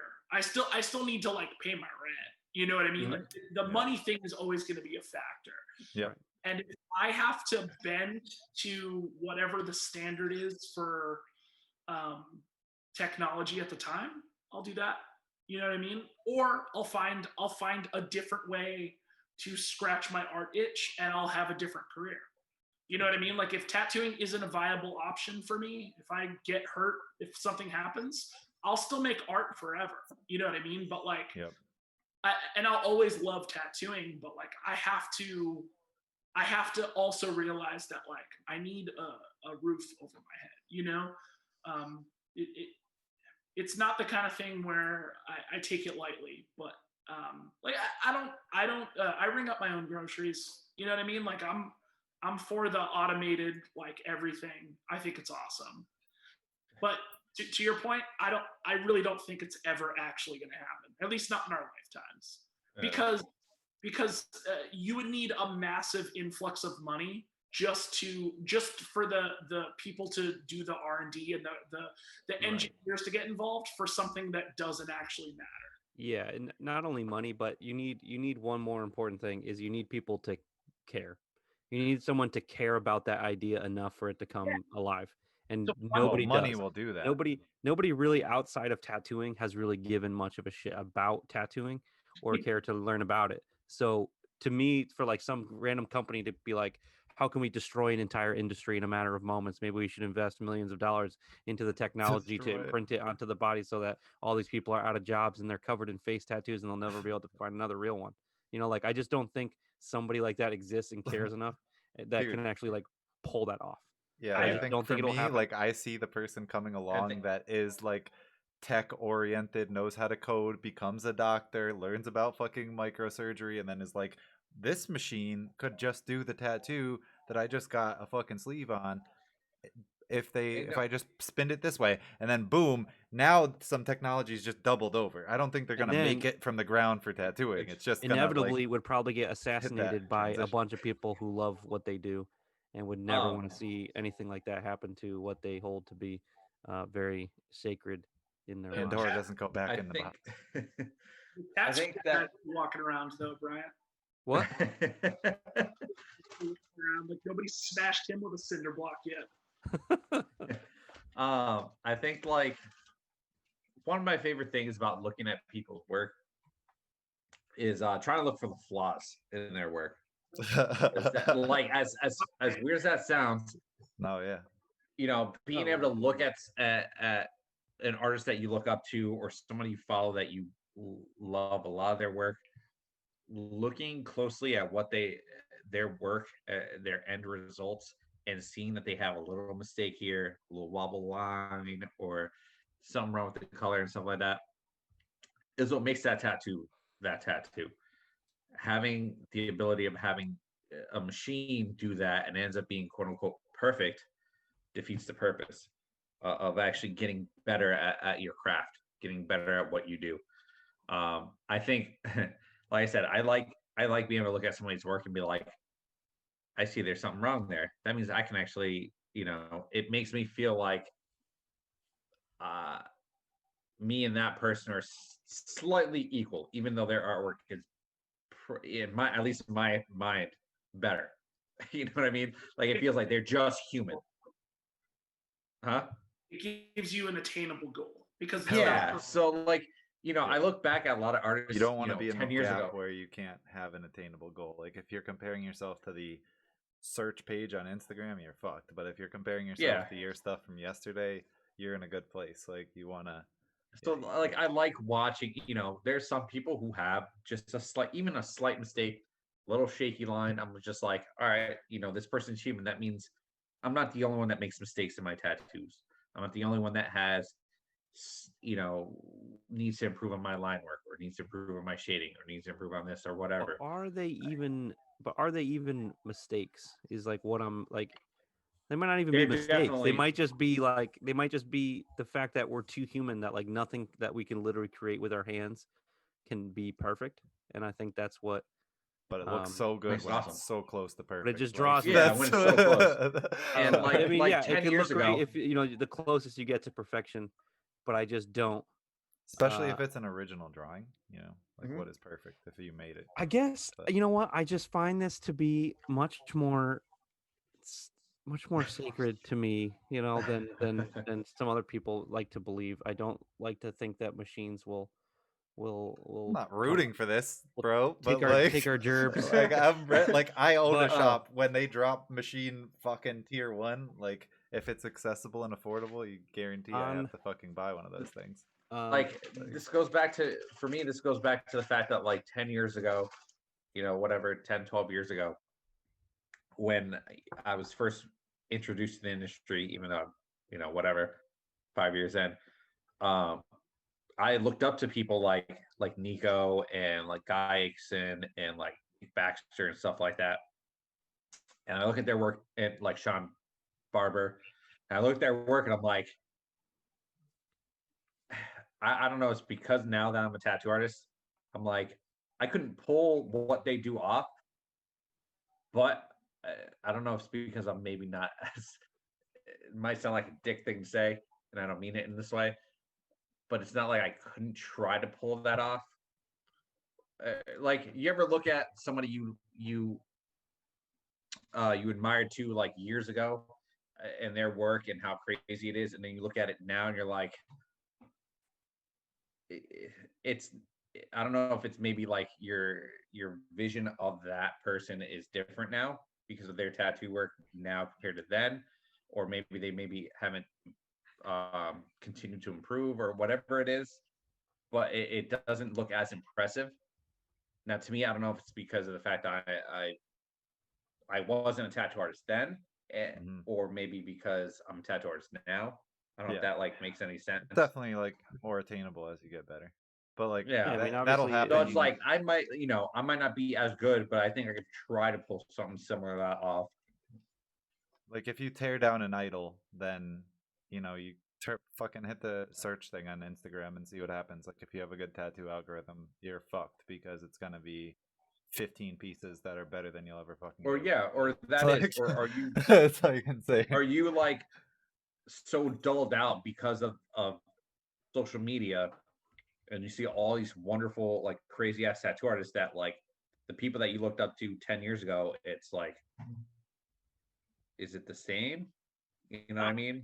I think that you have taste now and you didn't before.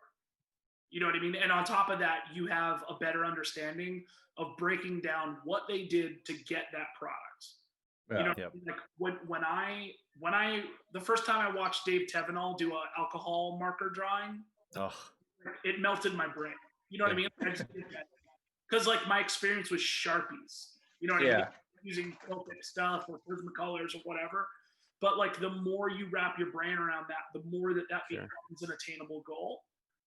But as you were talking, I was thinking about that guy Dave and how he still fucking crushes it every day. Every time I see a tattoo he posts, I'm still like, holy fuck, it's so good. And he's constantly adding new tricks. Yeah. So you were talking about people regressing or not getting, not improving at the rate that you've improved, essentially. Yeah. But like, that's the dude I'm chasing after. You know, we don't do the same type of thing, but like his work ethic, his quality. The work ethic. Yeah, and he's nonstop, like little tricks, little tiny things, like with an airbrush or a white paint marker or whatever. But like I noticed them because I admire his work a lot, and I think that's awesome. You know, like I think it's bad to have like these heroes who are just smashing it all the time. I've And always those are the guys that you should be stoked to look at, you know? Yeah. I've always been one for like local artists, and looking more at the Connecticut area rather than on Instagram for inspiration, or because I'd like to meet these people, and I think that was one of the coolest things. And the things I appreciate most about when I started was the fact that I kind of went for the local scene rather than branching out to looking at and idolizing people I'll never be able to meet. And we have hit the 3 hour mark, so I am going to move it into some closing statements. But I must say, Chris, you do crush it. You're awesome. Your work is great. Definitely someone that I've been watching from the very beginning of my career, and have taken influence from you, and um, have nothing but good things to say about you as a tattooer and a person. So we really appreciate you being on, and it was awesome to have you. Yeah, thanks for having me, guys. It was really cool hanging out. And for those that haven't watched any of our other 9 episodes, B Setzler Tattoo on Instagram, bsetzlertattoo.com if you want to book an appointment. New website, state of the art thing. You can check it out, or you don't. You can just DM me like you all normally do. But I'll tattoo you either way. So, again, Chris, thank you so much. Really appreciate it. And whoever wants to close can close. Chris, if you want to go next, we can go around here. A little closing statement, shout outs. Sure, Where can yeah. they find you? What can they buy? So you can search for Chris X Edge on Etsy. You can find me there, chrisxedge.com, or Chris X Edge on Instagram. Super easy because it's the same everywhere. I have a Twitter Nice. as well. I never use it, but yeah, I sell prints and all sorts of fun stuff. As far as booking, call the shop. If you DM me, I'm going to tell you to call the shop. We have a rad receptionist who handles all that stuff for us, so that's great. Thank you guys so much for having me. I guess if I was going to leave y'all with something, it's that tattooing's awesome, and I'm glad we all get to do it. Yeah, for sure. Hell yeah, yeah. Thank you for being on. It definitely like a lot of good insights. I was writing down a lot of notes here because this episode I'm gonna try to like chop it up more and get some clips going and like do a little different thing with some of the content production to try to like have more interesting videos for YouTube shares and whatnot that have like topics surrounding things that we've covered, and see how that goes. So I'll be putting that in my story. I think I'll probably change up the Insta link or the Instagram bio link to something that has access to like more an abundance of these things. Like we have the all one tat kappa, all one TTK for Twitch. So we got the emote up for anyone that does subscribe. Like you can connect your Amazon Prime for free. Hit us with a sub. If it's not the Prime sub, that's free. I don't want to encourage it too much. If you want to sub, great. If you don't, like this isn't how I'm trying to really make money. This is just for fun. So only do it if you really want that tattooed kappa. And then otherwise, yeah, be on the lookout for some interesting new content. And I probably want to try to make some videos surrounding some of the things that we discussed as far as like how to get on the Instagram or why not to take it as a slight if you're not on there. Things that hopefully will bridge that gap and ensure that clients can get like a deeper understanding of where we're all coming from. But yeah, I appreciated the insights from everyone. Super good show. Thanks for sending it to 1:30 a.m. Dennis, do you want to give one more and then we'll end it? Yeah. So, Chris, nice meeting you. Thank you for taking the time to actually be able to be with us on our actual 10th episode. Hell yeah. Honestly, I didn't think we'd even make it this far because I figured we'd just X, get too dude. busy. Oh my god, it's perfect. Perfect. It's almost as if it was planned. Oh, shit. I do, me personally, if this is your first time check out my Instagram on Angry Pencil Studios. I am also working on having some merch done very, very soon. I'm just kind of putting some stuff together to get ready to actually, show it off, I guess, so to speak. It might be some older stuff I've had, some newer stuff I've made. Overall, like it's always fun hanging out with you guys and doing this, even though out of the 4 of us, 2 of us, all three of us work together. But it's always enjoyable to actually do this on as a side project. Like Angelo said, we've talked about this for like a year or something like that, and finally decided it took us to do quarantine to actually finally do this. Yep. But it's definitely been fun. We always have it's like some new guests to actually talk with and learn something new and learn what they've done to actually get to where they have. But overall, like, I can't wait to do plenty more of this. Hopefully, Chris, we can maybe have you on again at some Definitely. point in the future. Yeah. Yep. But other than that, I hope everybody has a good night at this point. All right, guys. Well, it's been Awesome. real. Cool. TatCast episode 10. Peace out. Yeah. Good night.